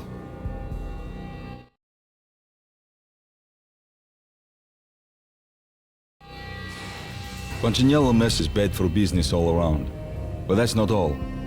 There is this guy, Boris Dime, used to pull jobs for me. He's the captain of the cargo ship Charon. Now the bastard has gone over to the other side, Punchinello's. The ship's loaded with high-res hardware, guns, If Punchinello gets hold of that cargo, he's won and I have lost. And you'll have your work cut out for you. If you want to get to Punchinello, you'll need heavy-duty persuaders. I am just the man to get them for you. Change the ship back under my flag, maybe pin the traitor Dime's head while you're at it. You'll get enough guns to start the apocalypse. You in or out? Let's get this show on the road. Vladimir was one of those old-time bad guys with honor and morals, which made him almost one of the good guys. None of us was a saint. The Brooklyn riverfront was a maze of rusty containers, sharp-boned cranes looming up from the snowstorm. On a night like this, you couldn't help but think of the dark army of dead men sleeping with the fishes, cement shoes in line. No Minotaur lurked in this labyrinth, but somewhere out there, on the clanking deck of his cargo freighter, the skipper of the Chiron was waiting, like the ferryman of the river Styx.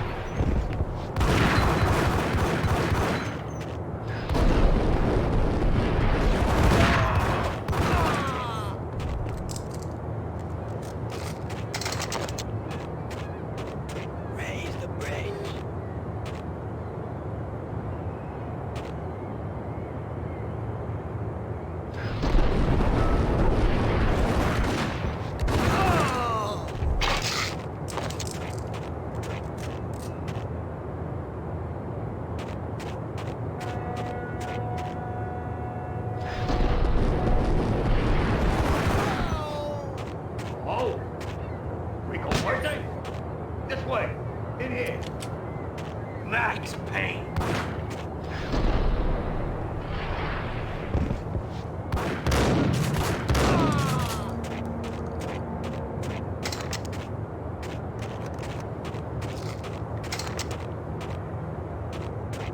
I doubted the letter was a receipt.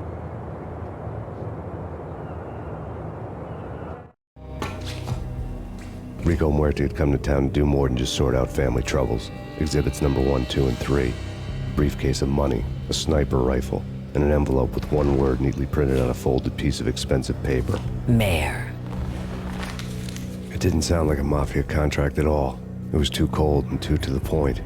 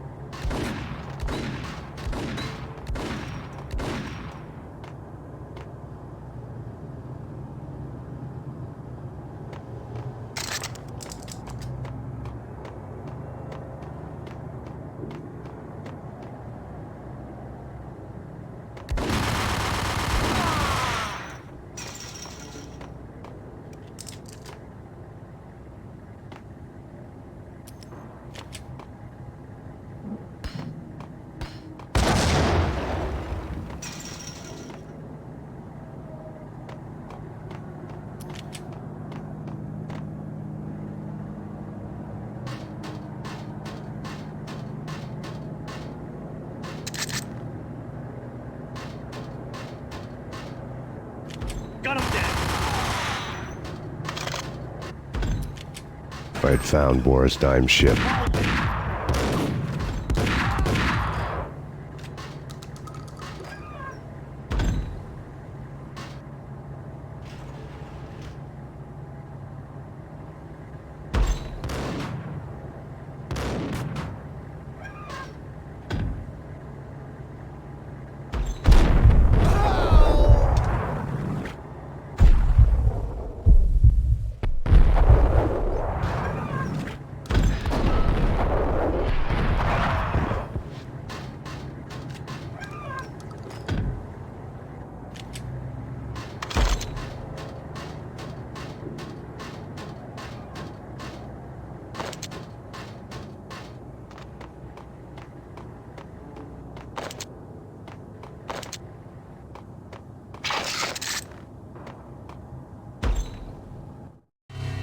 Rust had crept over the sides of the cargo steamer a long time ago.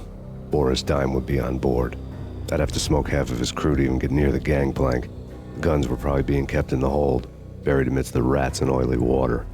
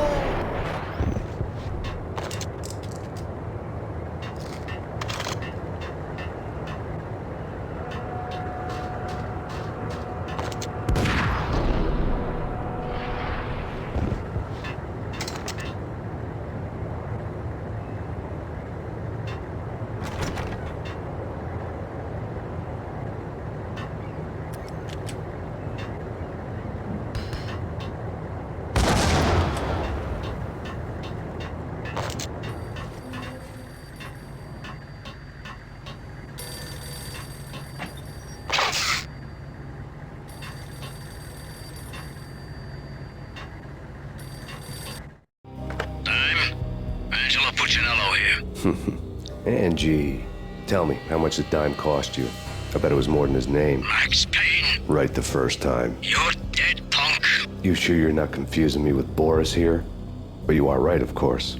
Pretty soon we should get together and have a talk. You son of a... Pissing Punchinello off was a dangerous game, but when people get mad, they make mistakes. I should know. That's where I wanted Punchinello, mad enough to trip over his own feet, preferably into a grave.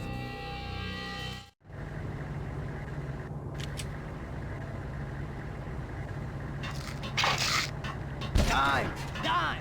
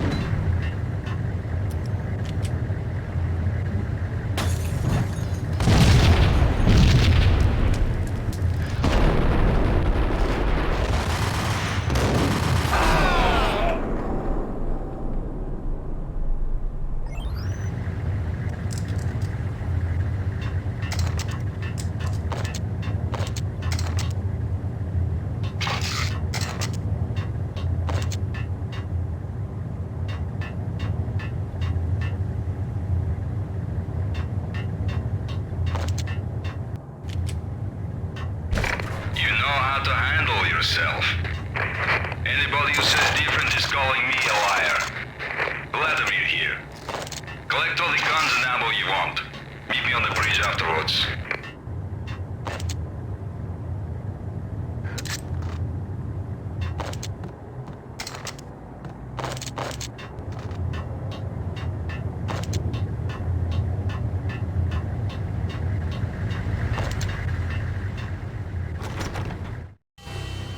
Did you get everything you need? Check. I owe you. Anything you need. This is my solo. When I'm through, Punchinello won't be anybody's problem anymore. Clear as vodka. But anytime you get between a rock and a hard place, just whistle. This could be the beginning of a beautiful friendship. You really get a bang out of this big-time gangster act, don't you?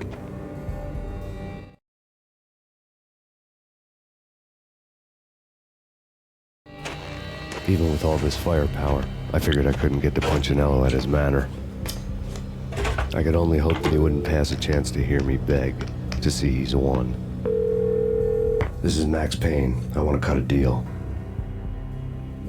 Payne, you're a dead man. That's what everybody keeps telling me. I got your ship and her cargo. I want to meet. No pain, no gain. Capiche? You know my restaurant? Yeah, I know it. 1 hour. Punchinello's restaurant had seen better days.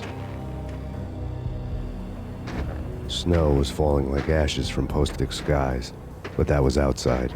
Things would soon get hot in the Don's restaurant.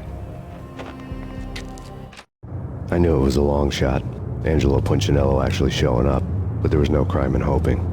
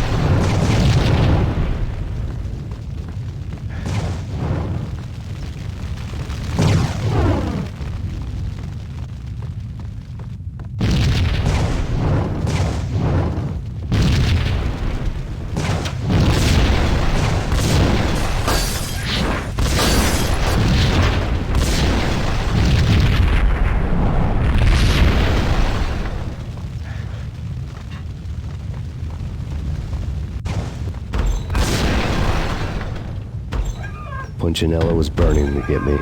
The feeling was mutual. He was trying to put out my flames with gasoline.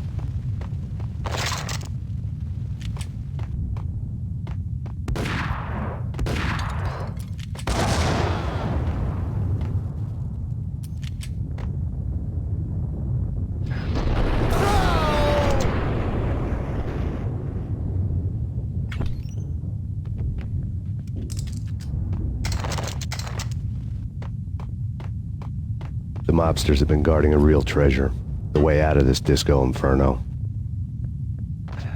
There he is!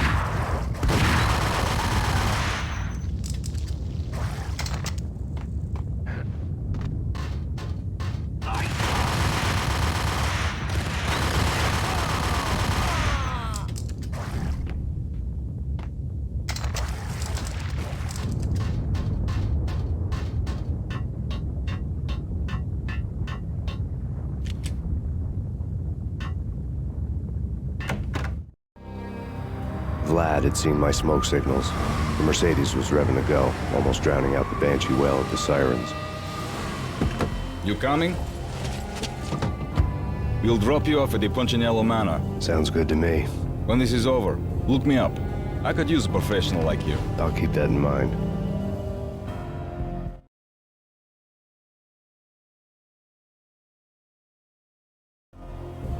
The night groaned with cold. The garden lights flickered nervously. In their light, the falling snow was dead white before the darkness ate it up. I had heard the stories. The trio were mad dogs. They'd have hung the heads of their enemies over the manor gates if the capo had only let them. Punchinello wanted Payne. He'd see the pain. The trick in my situation was that there was no trick, no matter what the movies tell you. No rules, no secret mantra, no roadmap. It wasn't about how smart or how good you were. It was chaos and luck, and anyone who thought different was a fool. All you could do was to hang on madly, as long and as hard as you could. Someone just left the back door open for me and killed the guards. My money was on Mona. I knew the trio would be standing between me and Punchinello. I had read their rap sheets, thick as phone books. No one would be walking out of here alive. The numbing cold of the broken night had followed me in. Upstairs, the trio tangoed down the manor halls to the silent rhythm of their murderous hearts. The blood of their victims rust on their lips. Vince Mugnano, Pilot Providence, a.k.a. Big Brother, and Joe Deadpan Salem. The pistol was a frozen lump in my hand, piercing the skin, gnawing me to the bone.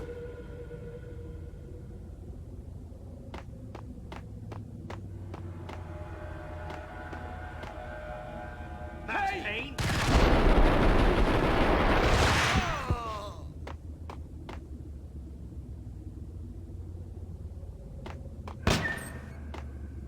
In death, the thug had been promoted to messenger.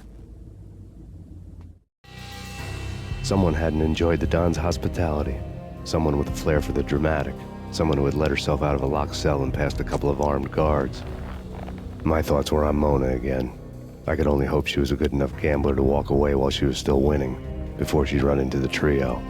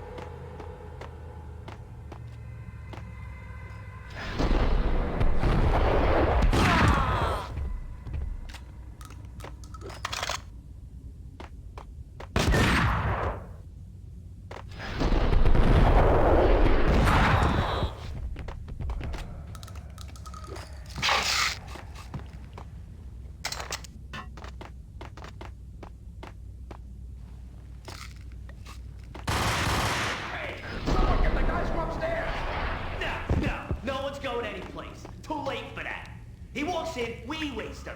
Vinny and Joe and Pilot won't get the credit for this kill.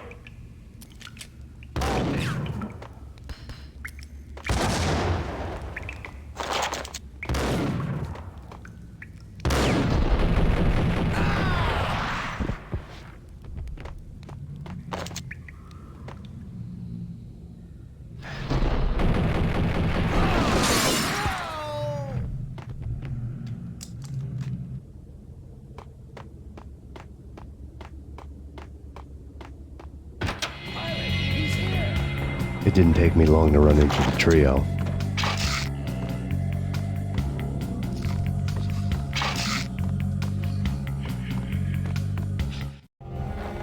The word on Lisa Punchinello was that she was a bit of a witch. The tarot cards on the kitchen table fit the picture. They weren't my kind of cards, but I was willing to take a crack at the hand Mrs. Punchinello had dealt. The first card was the tower. Maybe that was supposed to be the manor. It got easy after that. The devil was the master of the house, and death was me, coming for him.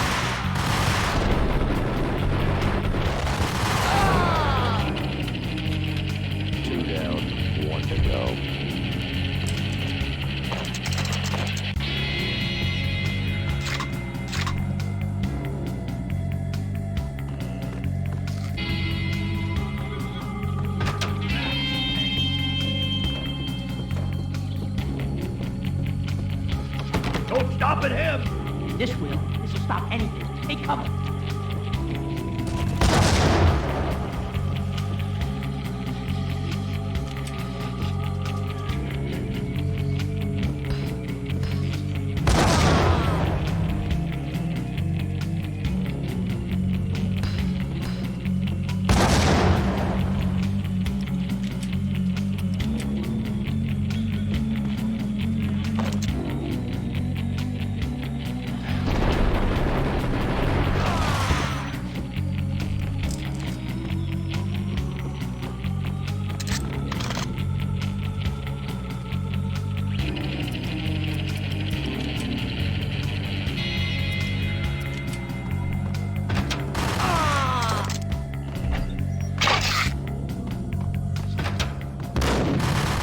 It was too late for her.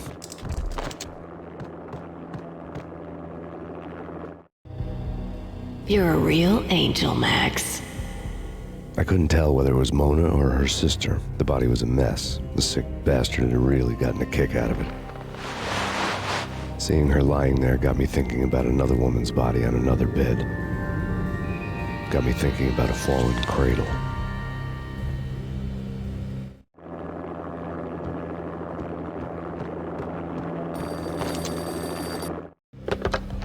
Max Payne. Talk to me. Alfred Woden. You've got company. An armed helicopter just landed on the manor grounds. You must hurry. The more the merrier. End of the road, Payne. Vince Mignano.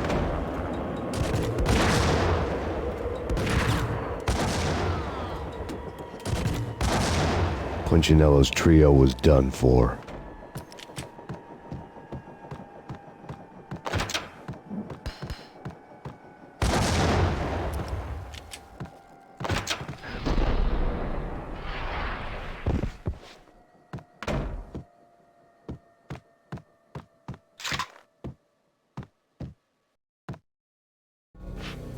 Outside my door. Hurry. He's coming for me. You gotta hurry. Please. I could hear Punchinello on the phone begging for help. He should have been saying his goodbyes. Punchinello was a pushover. The moment I stepped into the room, he folded like a deuce before a royal flush. No, wait. I'm doing what I couldn't refuse. She's someone high up. Government, maybe. I don't know.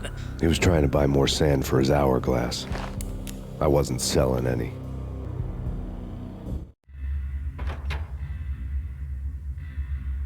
No, I told him nothing.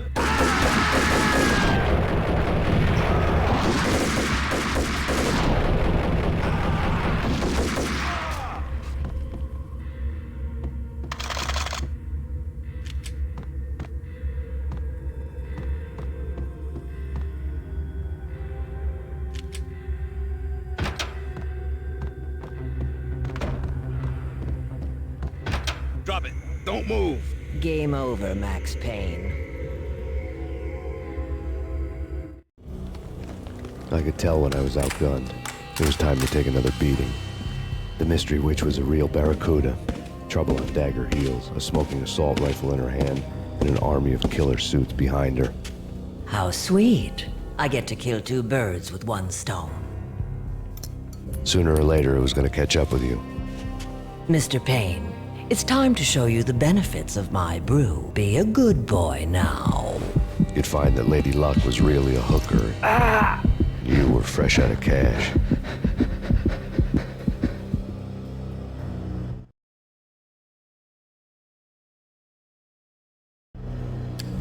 Gentlemen, we're done here. Take me to Cold Steel. She had just given me an OD of Valkyr. I could feel green fire brains. They turned to steam. They did a fade on me. I'd never had a chance. The witch had got me just as sure as if she put a gun to my head and pulled the trigger. The shadows rushed me, bruised mugshot faces hungry for revenge. They knew my weak spots and closed in for the kill. The floor turned into a vortex of green blood. I fell. The flesh of fallen angels.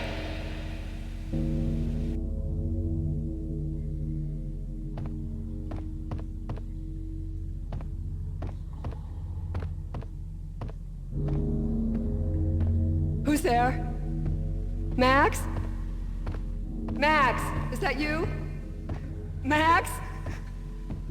Where are you, Max? Please. No, please, Max, no. I'm sorry. Please don't, Max, no, please.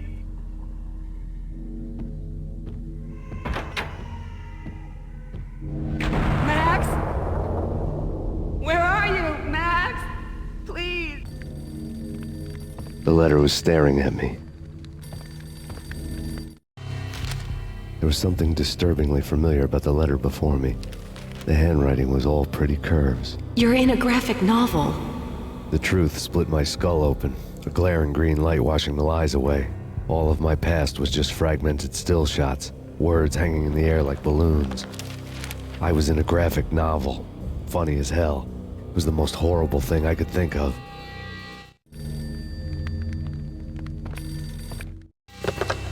Bartender is shiny stuff and dreams are made of stooped necromancers. He sings like a banana wrist, having strayed too close to the constellations on their shaved skulls. It was a bad line in a prank call. Someone spouting insane babble. I couldn't make sense of it. But I had an overwhelming sense of deja vu, and the caller's voice sounded oddly familiar.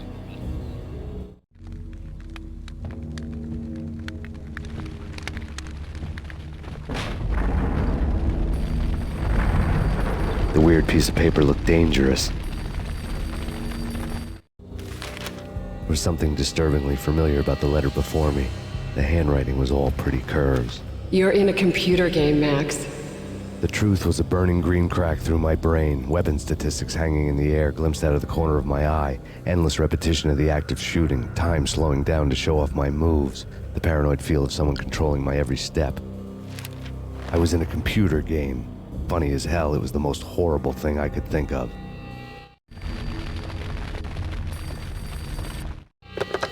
Don't lose it. It's Valkyr. The drug. Snap out of it.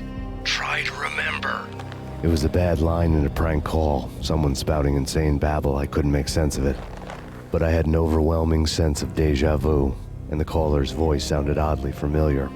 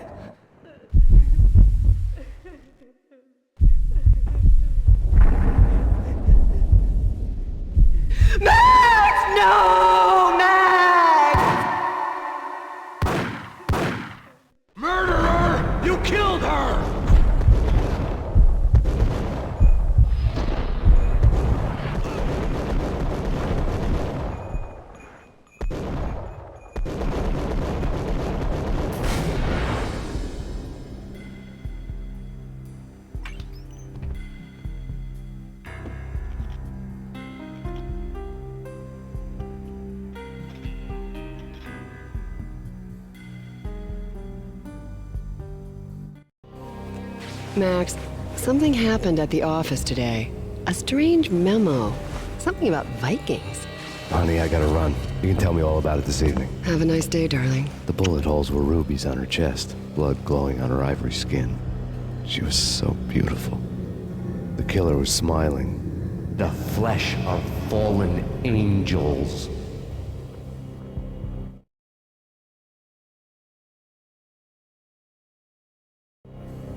Slowly, the green nightmare faded, leaving dark stains on my soul that would never come off.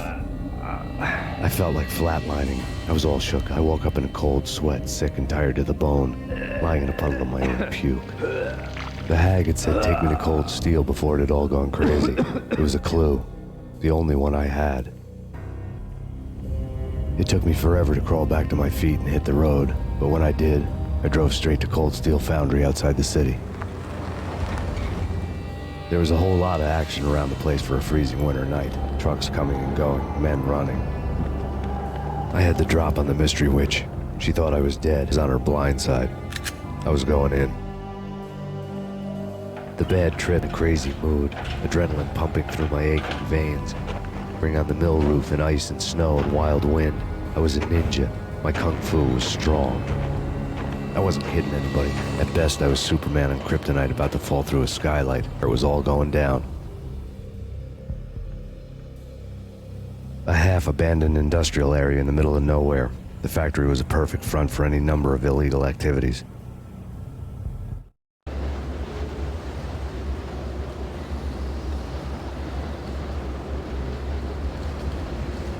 In the belly of the plant, molten metal boiled and bubbled like a witch's brew.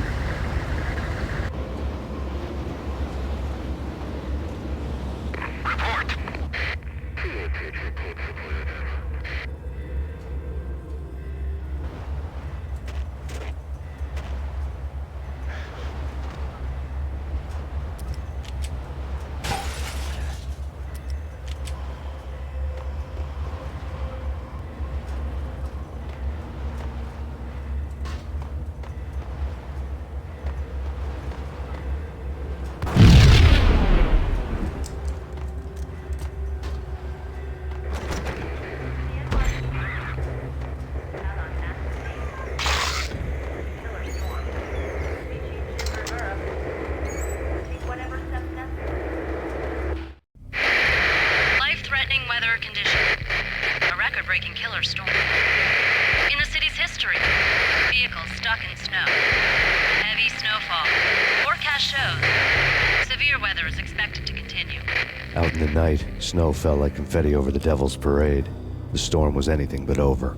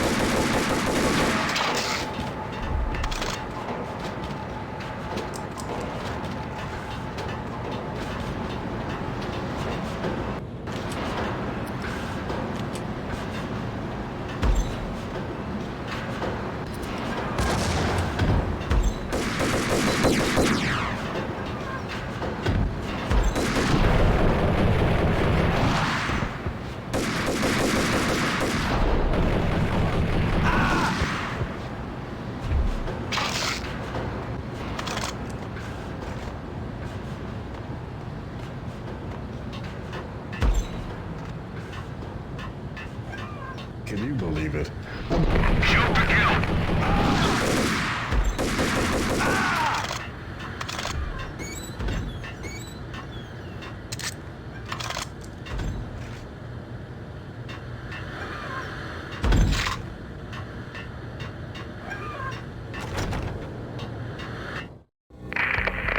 Perimeter breached. The facility has been compromised. Repeat, the Deep Six has been compromised. Initiate Operation Deadeye. The walkie-talkie military lingo could mean only one thing. They were getting ready to destroy the evidence and vanish into the night. I was so close. The hidden truths were just around the corner.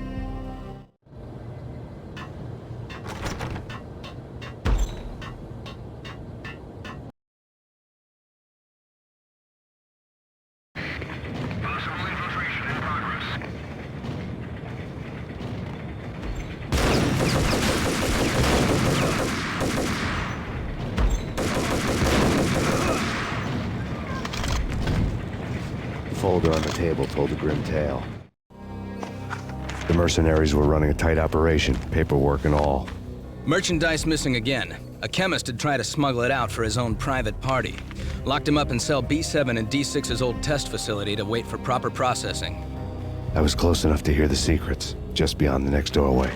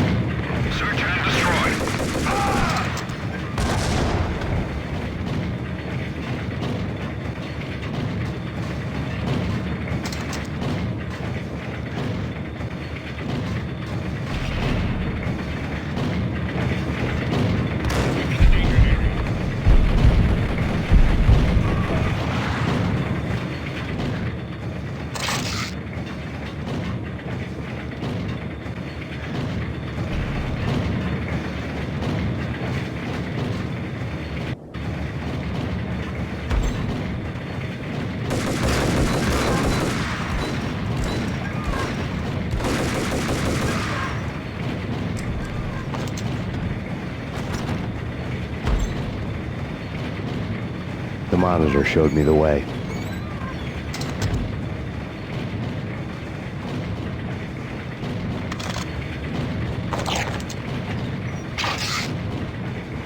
Processing diagrams fill the control room screens, all but one. An elevator titled D6 on one of the screens, somewhere onwards, past rows of ovens, in the core of the plant.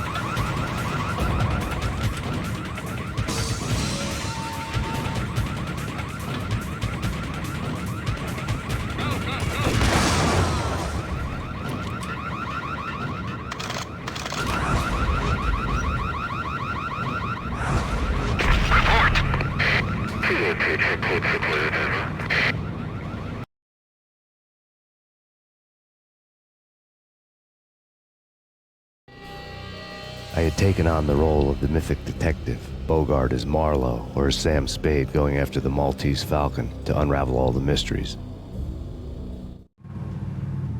Following a path of clues to that final revelation, even if it would take me down to the cold, cavernous depths of a grave. You can't do this! My men are still inside! Do you have any idea why this is called Operation Dead Eyes?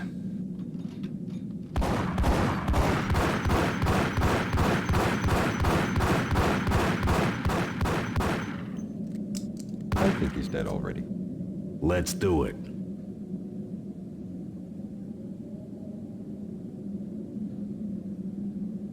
Attention all personnel. The self-destruction sequence has been initiated. Evacuate the complex immediately. Company. The self-destruction sequence has been initiated. Proceed to the nearest exit immediately.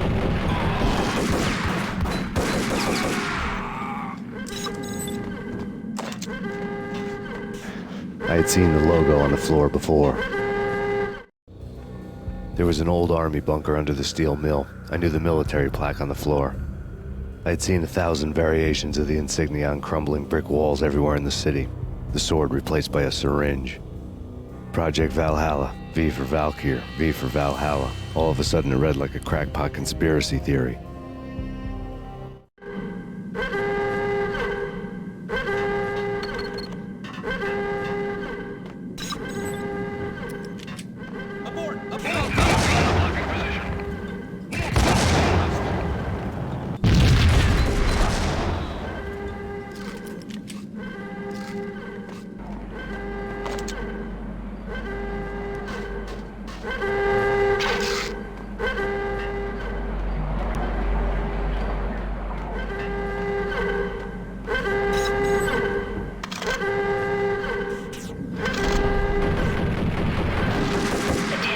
Personnel, the self-destruction sequence has been initiated. Proceed to the nearest exit immediately.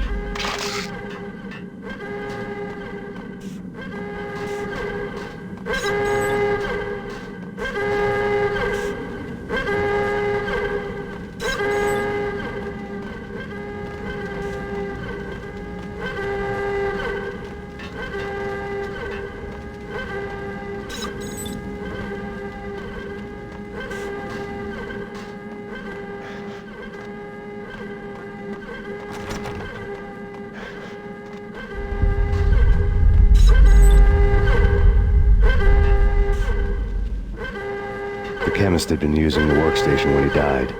The half-life of the lab rat had ended online, his password blinking on the screen. 665, the neighbor of the beast.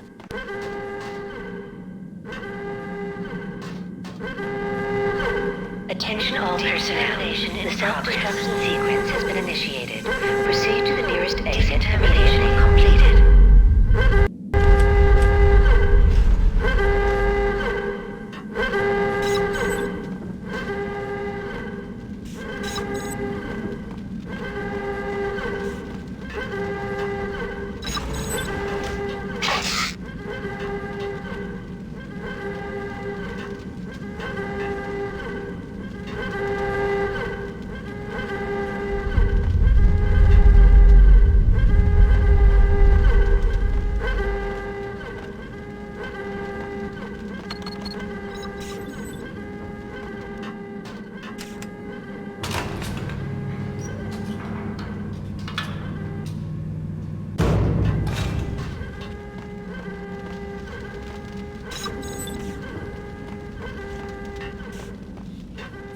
Attention all personnel.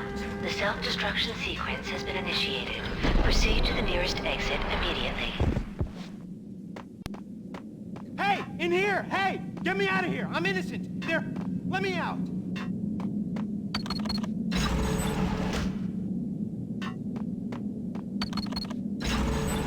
Hey! In here! Hey! Get me... Thanks. I thought I was gonna die in there for sure. I need you to get me through the decontamination chamber airlock. You're crazy! No way! The place is blowing up, for Christ's sakes! Either that or back to the cell. Your choice. Okay, I'll do it. I'll do it.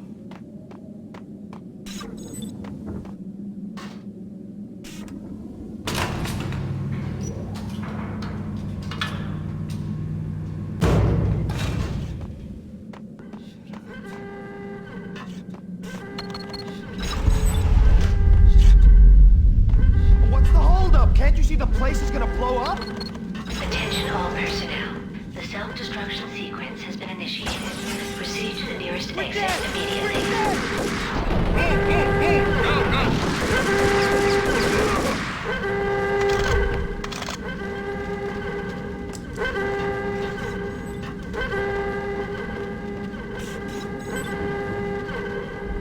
Get in. I'll punch you through. After this, you can go. You're a free man. Decontamination.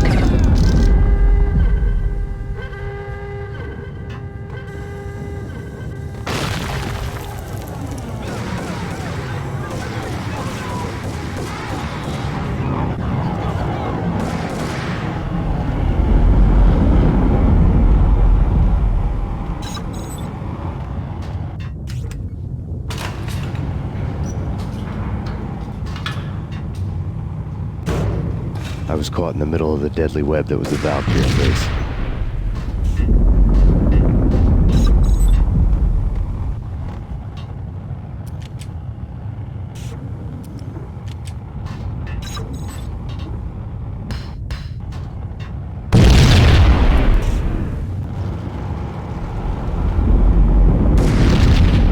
One of the lab terminals. Top secret. Project Valhalla. U.S. Army. Yggdrasil Network. Valhalla, the otherworldly place in Norse mythology where the bravest heroes spent their afterlife feasting and fighting forever, their wounds miraculously healed night after night. Valkyr, the maidens who chose the most courageous Viking warriors and carried them to Valhalla. 1991. The research objective is to create a chemical substance to enhance the stamina and morale of infantry troops. 1995. Results unsatisfactory. Project canceled. Someone had decided to continue the sick experiment unauthorized. Project compromised. Data leak. Fix the damage by any means necessary. Security clearance red. Authorized by the project lead. Field test. Double the dosage for all the remaining test subjects. Observe and record subjects' behavior in an urban setting. The drop-off point was my old Jersey. The file dated 3 years ago. Just when you thought you had reached the deepest depths of horror, it suddenly got worse. How to turn off that small voice inside your head that started to whisper that you should be glad that now, if not before, your revenge was justifiable on any conceivable moral scale. That small voice proved, beyond any doubt, that I was damned. Had the project logo on the screen. The dagger-heeled woman had come and gone a long time ago. There was nothing more for me here. The bunker's name was acting as a self-fulfilling prophecy.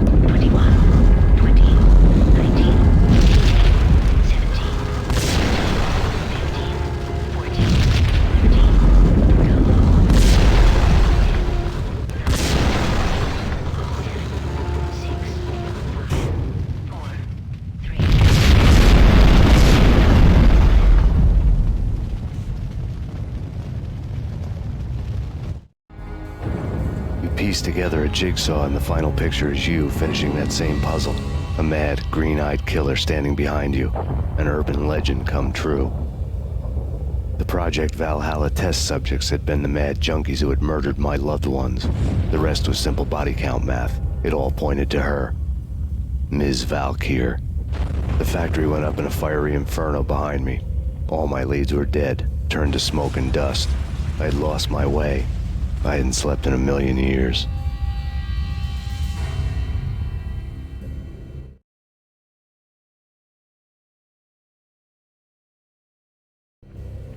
I felt thin as death. I've been living on an endless supply of week-old donuts. They were fuel for this crazy furnace and head. I couldn't remember when I had last seen the sun. I was on a permanent graveyard shift. When the darkness fell, New York City became something else, any old Sinatra song notwithstanding. Bad things happened in the night, on the streets of that other city, Noir York City.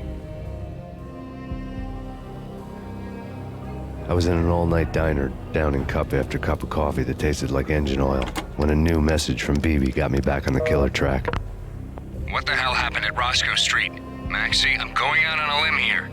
We need to talk this through, come up with a plan. 2:30 a.m., the Choir Communications Garage. The more I thought about Alex's murder, the more it felt like an inside job. I should have seen it coming. BB had sold me out, and now he wanted to finish what he'd started.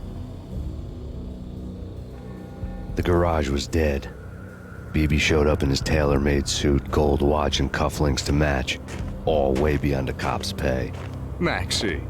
Oozing suave charm, he was guilty as hell. What the hell does BB stand for anyway? Backstabbing bastard? Come on, don't be like that. Have a cigar. I don't smoke. Maxie, you have no idea how big this is. It's huge. You have no idea. I think I do.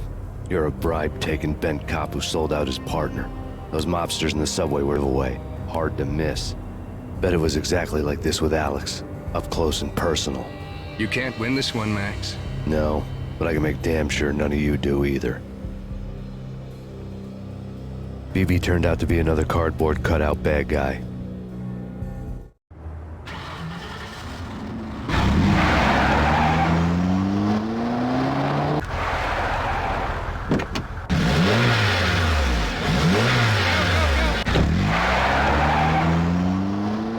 A bad cop on the take. A cowardly right-hand man fleeing from the scene, leaving his paid thugs to do his dirty work.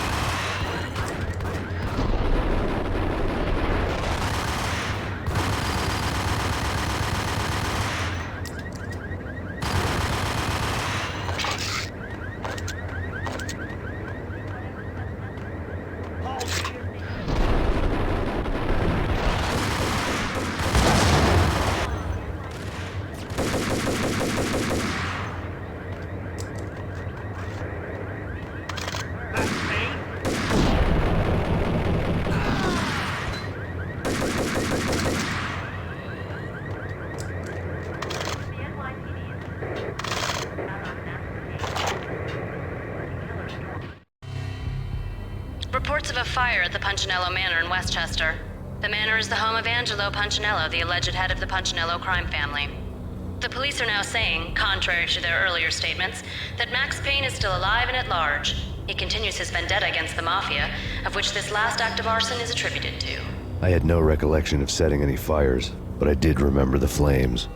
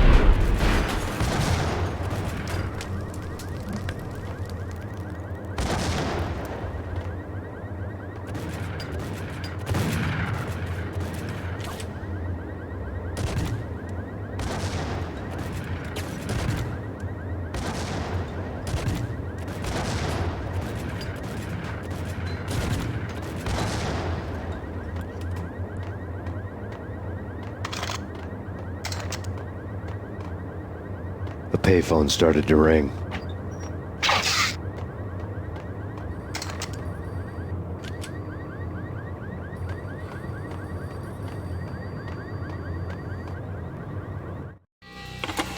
Yeah. Max Payne? Whatever does it for you. This is Alfred Woden. I can give you the name of your enemy. Come to the Asgard building presently. We are expecting you.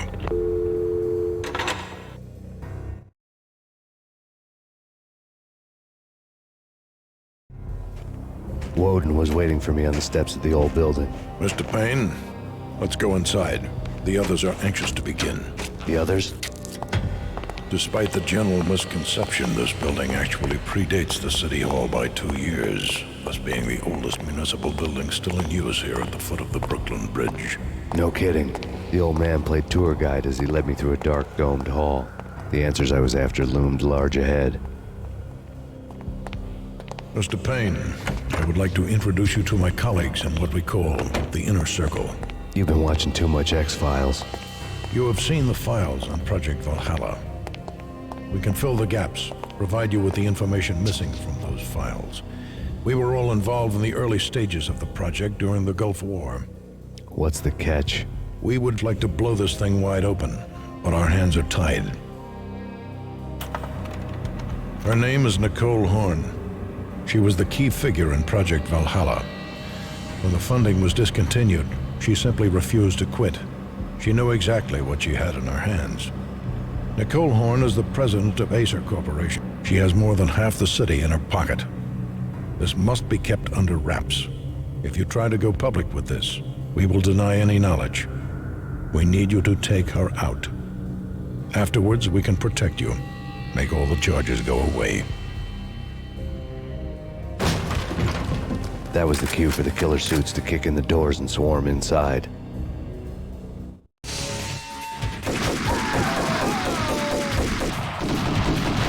It was an impressive floor show, but I decided to leave early anyway.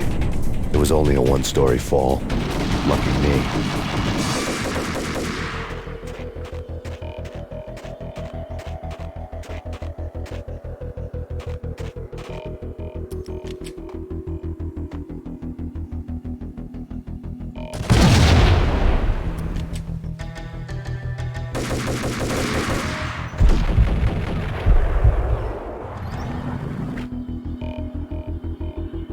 Acknowledged.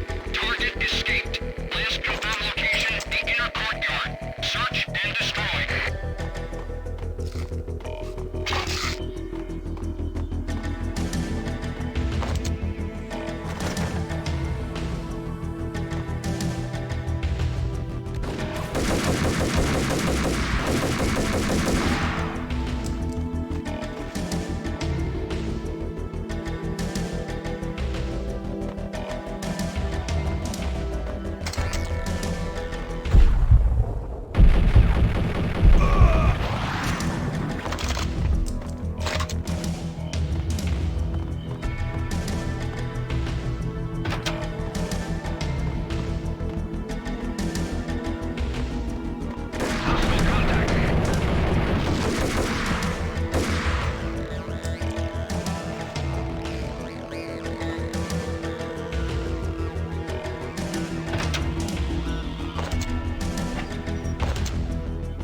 One of the monitors showed what was left of the inner circle. On screen, the so-called corpse of Alfred Woden stood up, miraculously waking from his dirt nap, looking smug among his dead pals. In the land of the blind, the one-eyed man is king. I didn't know how he'd pulled it off, but it was a pretty slick way to get out of all his promises.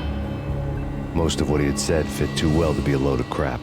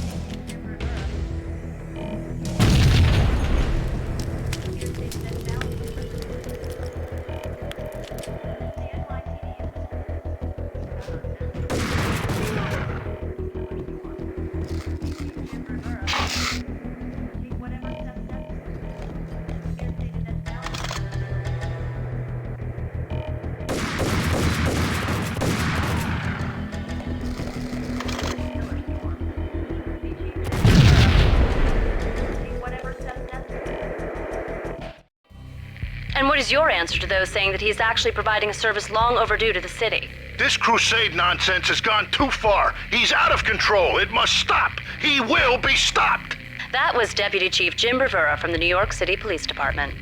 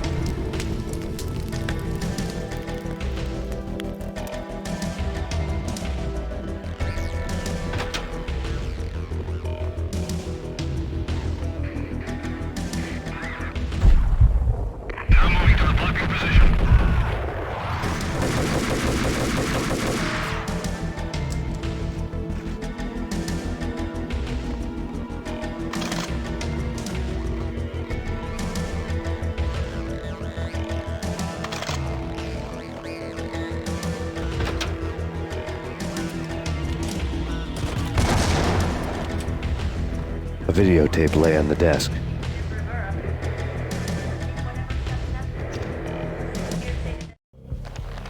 Nicole Horn had blackmailed the inner circle into silence.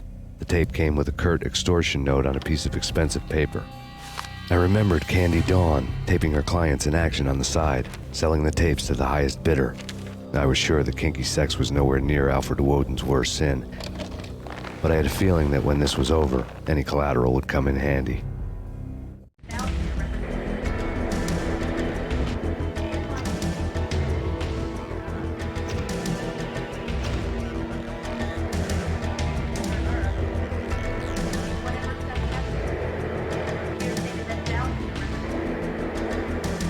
Woden had left me a present. Woden had taken care of my mission preps with military precision. The critical areas in the Acer Corporation headquarters blueprints were circled in red. The president's office was at the top of the building, right below her penthouse suite. The elevators were controlled by a security computer, part of the mainframe located underground below the building. The high-rise was sealed as tight as a sci-fi fortress.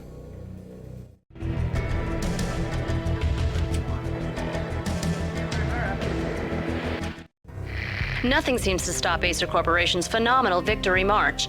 Incredibly, the stocks are still rocketing. Worried experts already see a danger in the company's success. Some have gone as far as to say that Acer Corporation is about to become an even bigger monopoly than Microsoft ever was.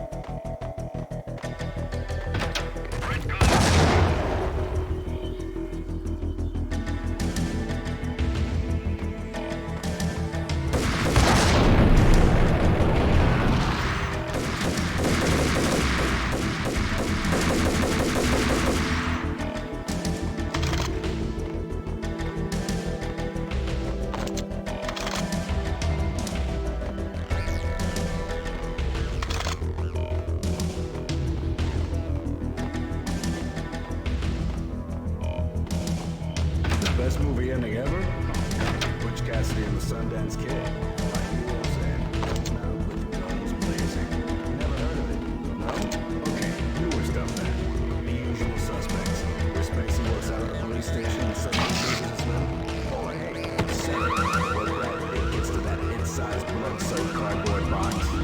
Now I know. Freaking zombie demons from outer space. Drowning in blood was cool.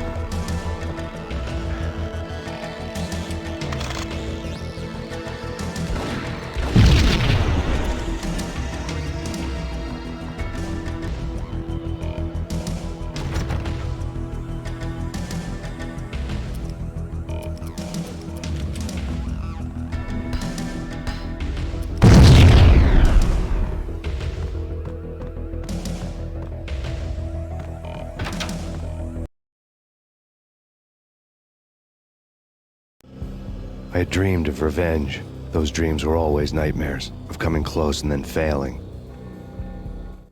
Now I was close. I had a name to guide me, Nicole Horn. I had nothing to lose.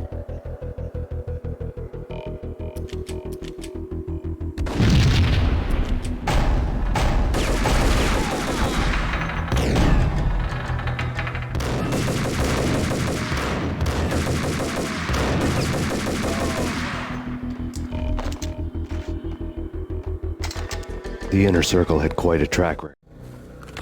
Project Valhalla had not been the only thing the Inner Circle had been involved in. There were rows of cabinets full of files. The Serpentine Secret Society went back a long way, always pulled from the shadows. I couldn't say I was sorry. Woden's move in some Byzantine power game had cut the Circle's membership roster to 1. The old man wanted me on cleanup duty. It was my mess, too.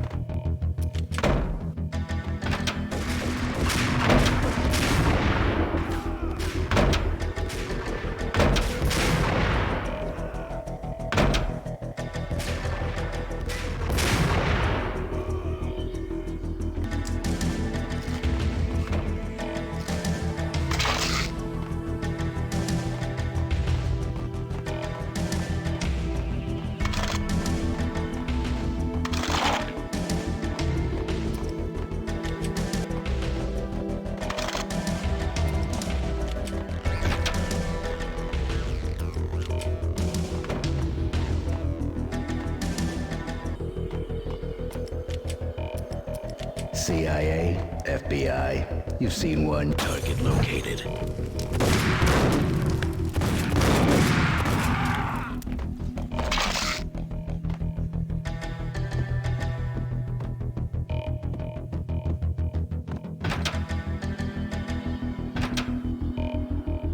Take him down. Shoot to kill. Let's finish this.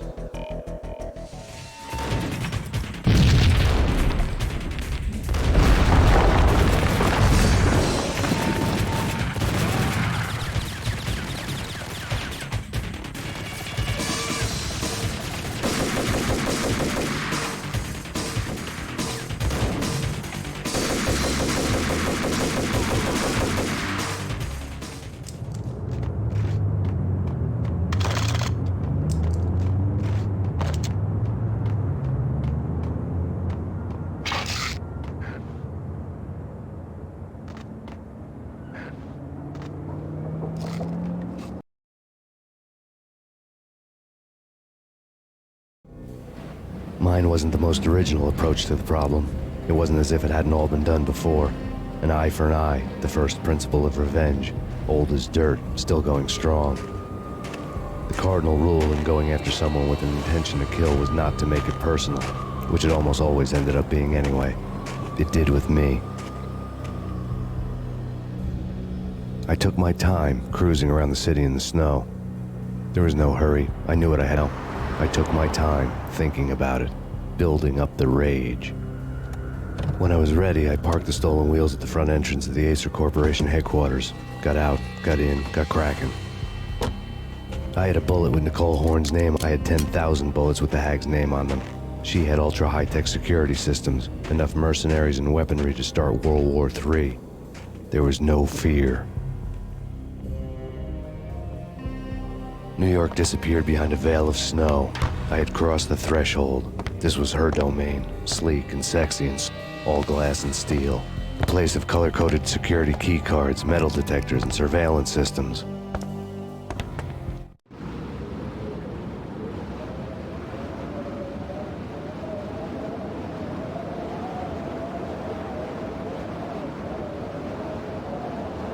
Colder than a walk-in fridge.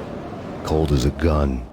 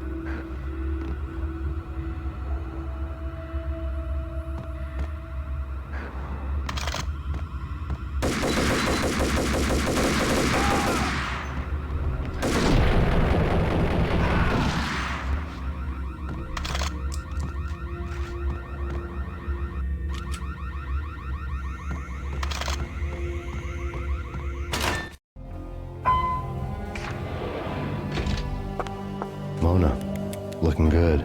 Max, we gotta stop meeting like this. It will be a cold day in hell before I let a narc cop stop me. Miss Sachs, do your job. Relax, Max. You're a nice guy. I don't kill nice guys. You're not bad yourself. It was different when Horn wanted Punchinello dead. To cut her ties to the Mafia. He deserved it. The same goes with her. She's the bad guy here. Her sister was whispering to her in my favor. I knew the appetites of ghosts intimately. They hungered for revenge.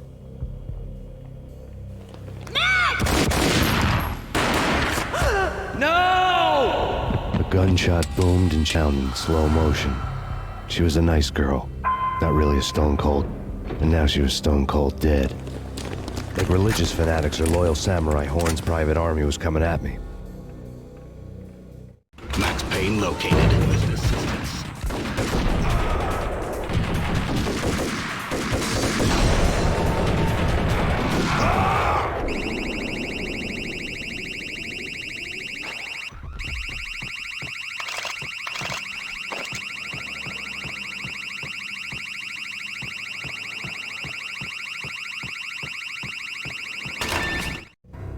When the elevator came back down, Mona was gone. There was a lot of blood, but no body. Something clicked for the final time. My mind had never been so clear, as if somewhere high above the storm clouds were already gone, cold stars blazing from the black skies.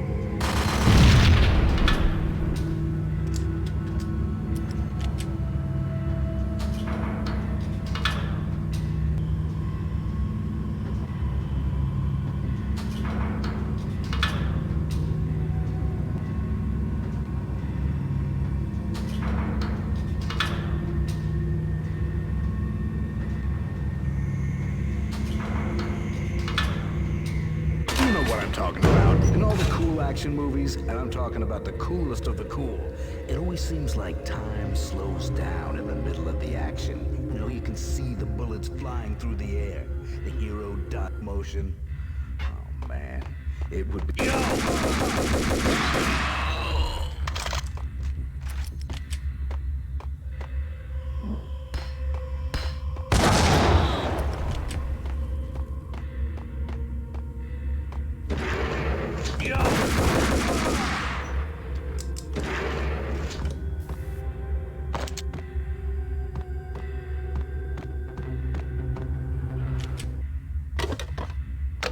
I had elevator access to the mainframe. From there, I'd be able to override the security locks and get to her office.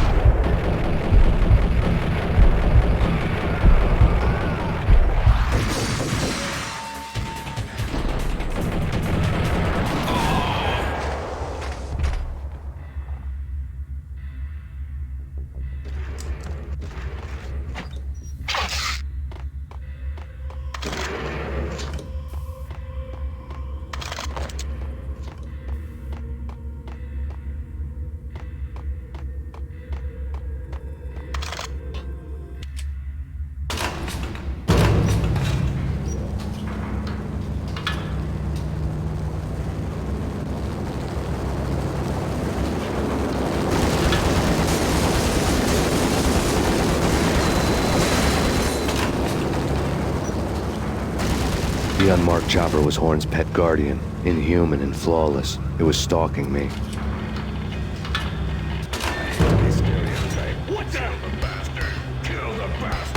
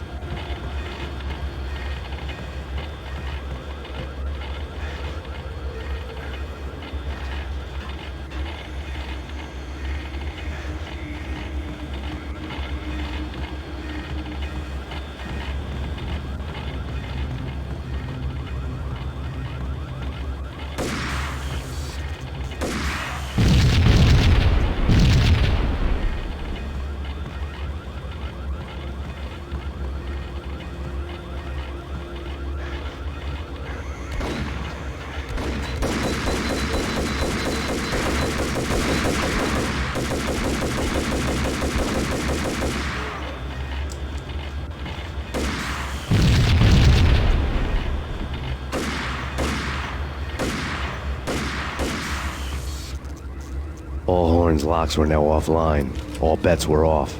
The elevator would take me all the way up.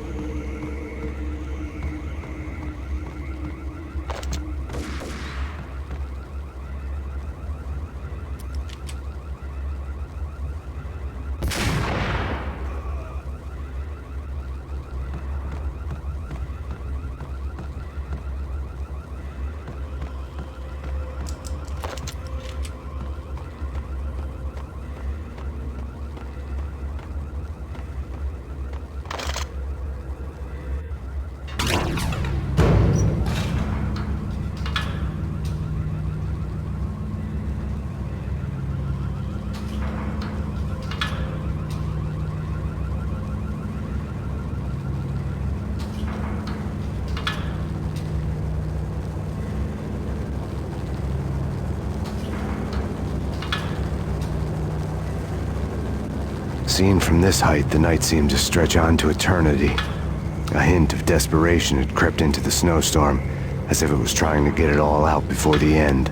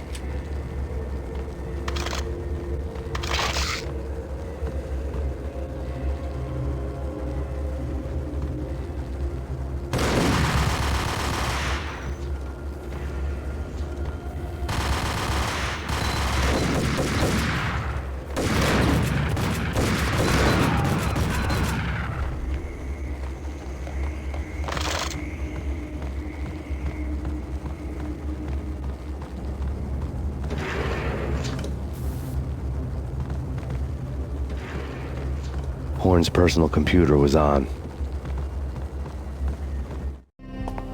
Next to the printer was a neat stack of expensive paper.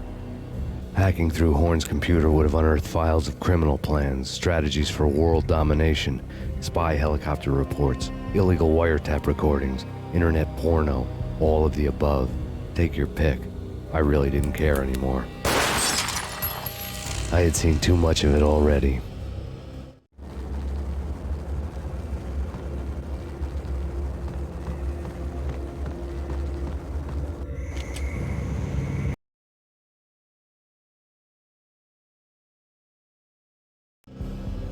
Valkyr had been meant to be a white-winged maiden that would lift you to a warrior's heaven, but it turned out to be a one-way demon ride to hell.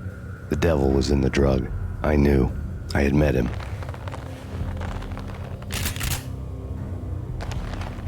And now I was gonna kill her, the queen of the underworld who had tried to lift herself a bit closer to heaven with her drug money.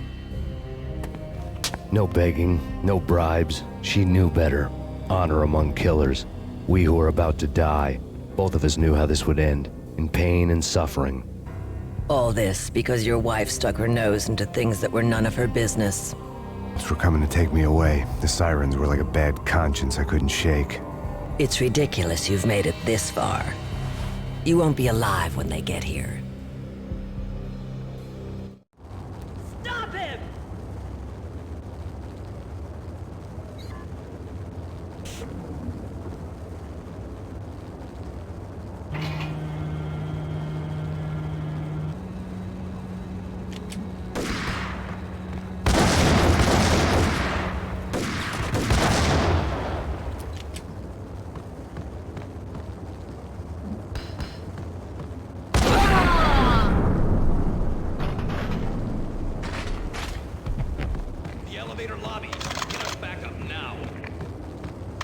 Max Payne, this is futile. A waste of time. The deaths of your wife and daughter were necessary. Inevitable. It is done. You cannot bring them back. Nothing you do will make it any better.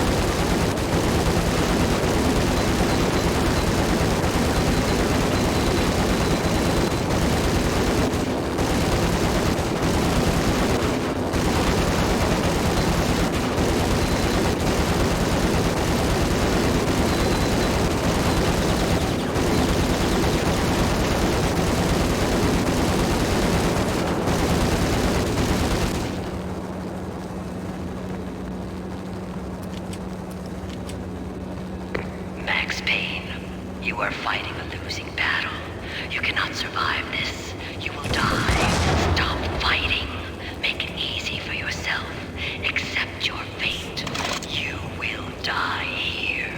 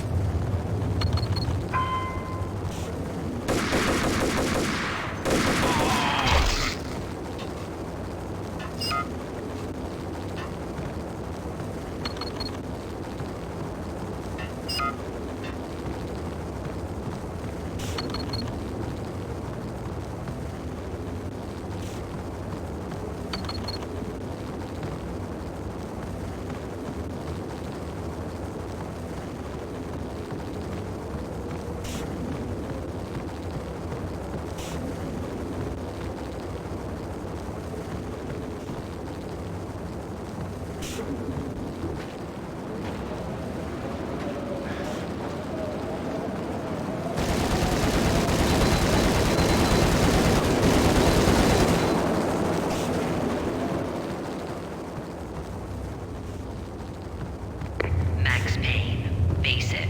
You are up against an unbeatable force. You have already lost. You have lost. Only death will set you free from your pain. Accept it. Surrender. Give up.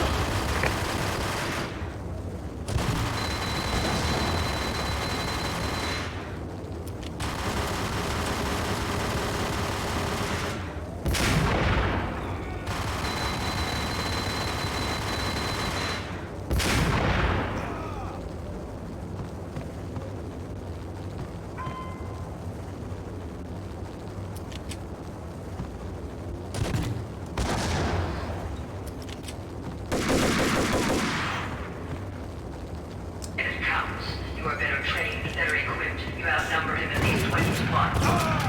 Do your job.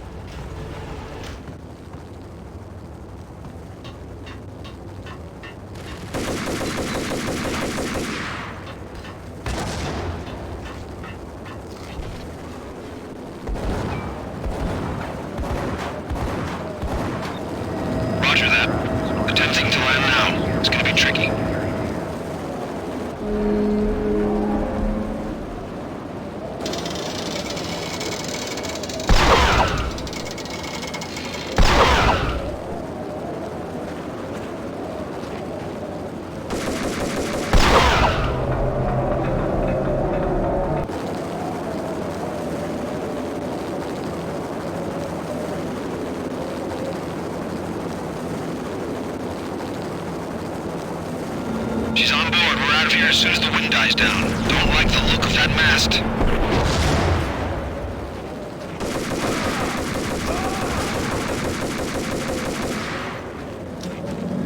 Lift off in 1 minute.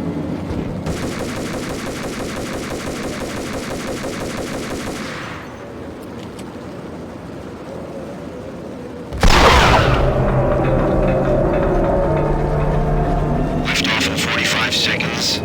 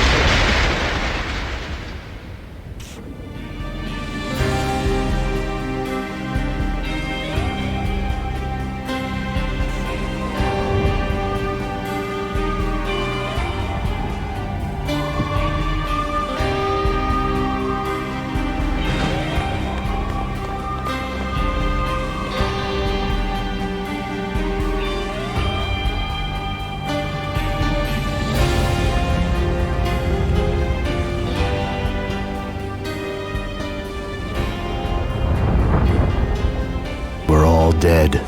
The final gunshot was an exclamation mark to everything that had led to this point. I released my finger from the trigger. And then it was all over. The storm seemed to lose its frenzy. The ragged clouds gave way to the stars above. Max Payne, this is Deputy Chief Jim Bravura from the NYPD. We've got the building surrounded. Throw down your weapons and lie down with your hands behind your head. A bit closer to heaven.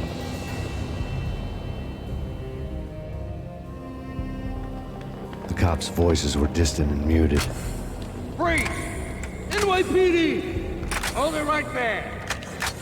My ghosts released me from their haunting. Down below, New York City glittered like diamonds on black velvet. You gave us one hell of a ride. Take him down to Central Booking. You heard the man. Woden was there in the crowd, standing by the sidelines. It wouldn't be over till the man with the patch would say so. He'd say the right words. I knew he would. He'd better. Woden grinned smugly. It was the grin of a winner. That made two of us.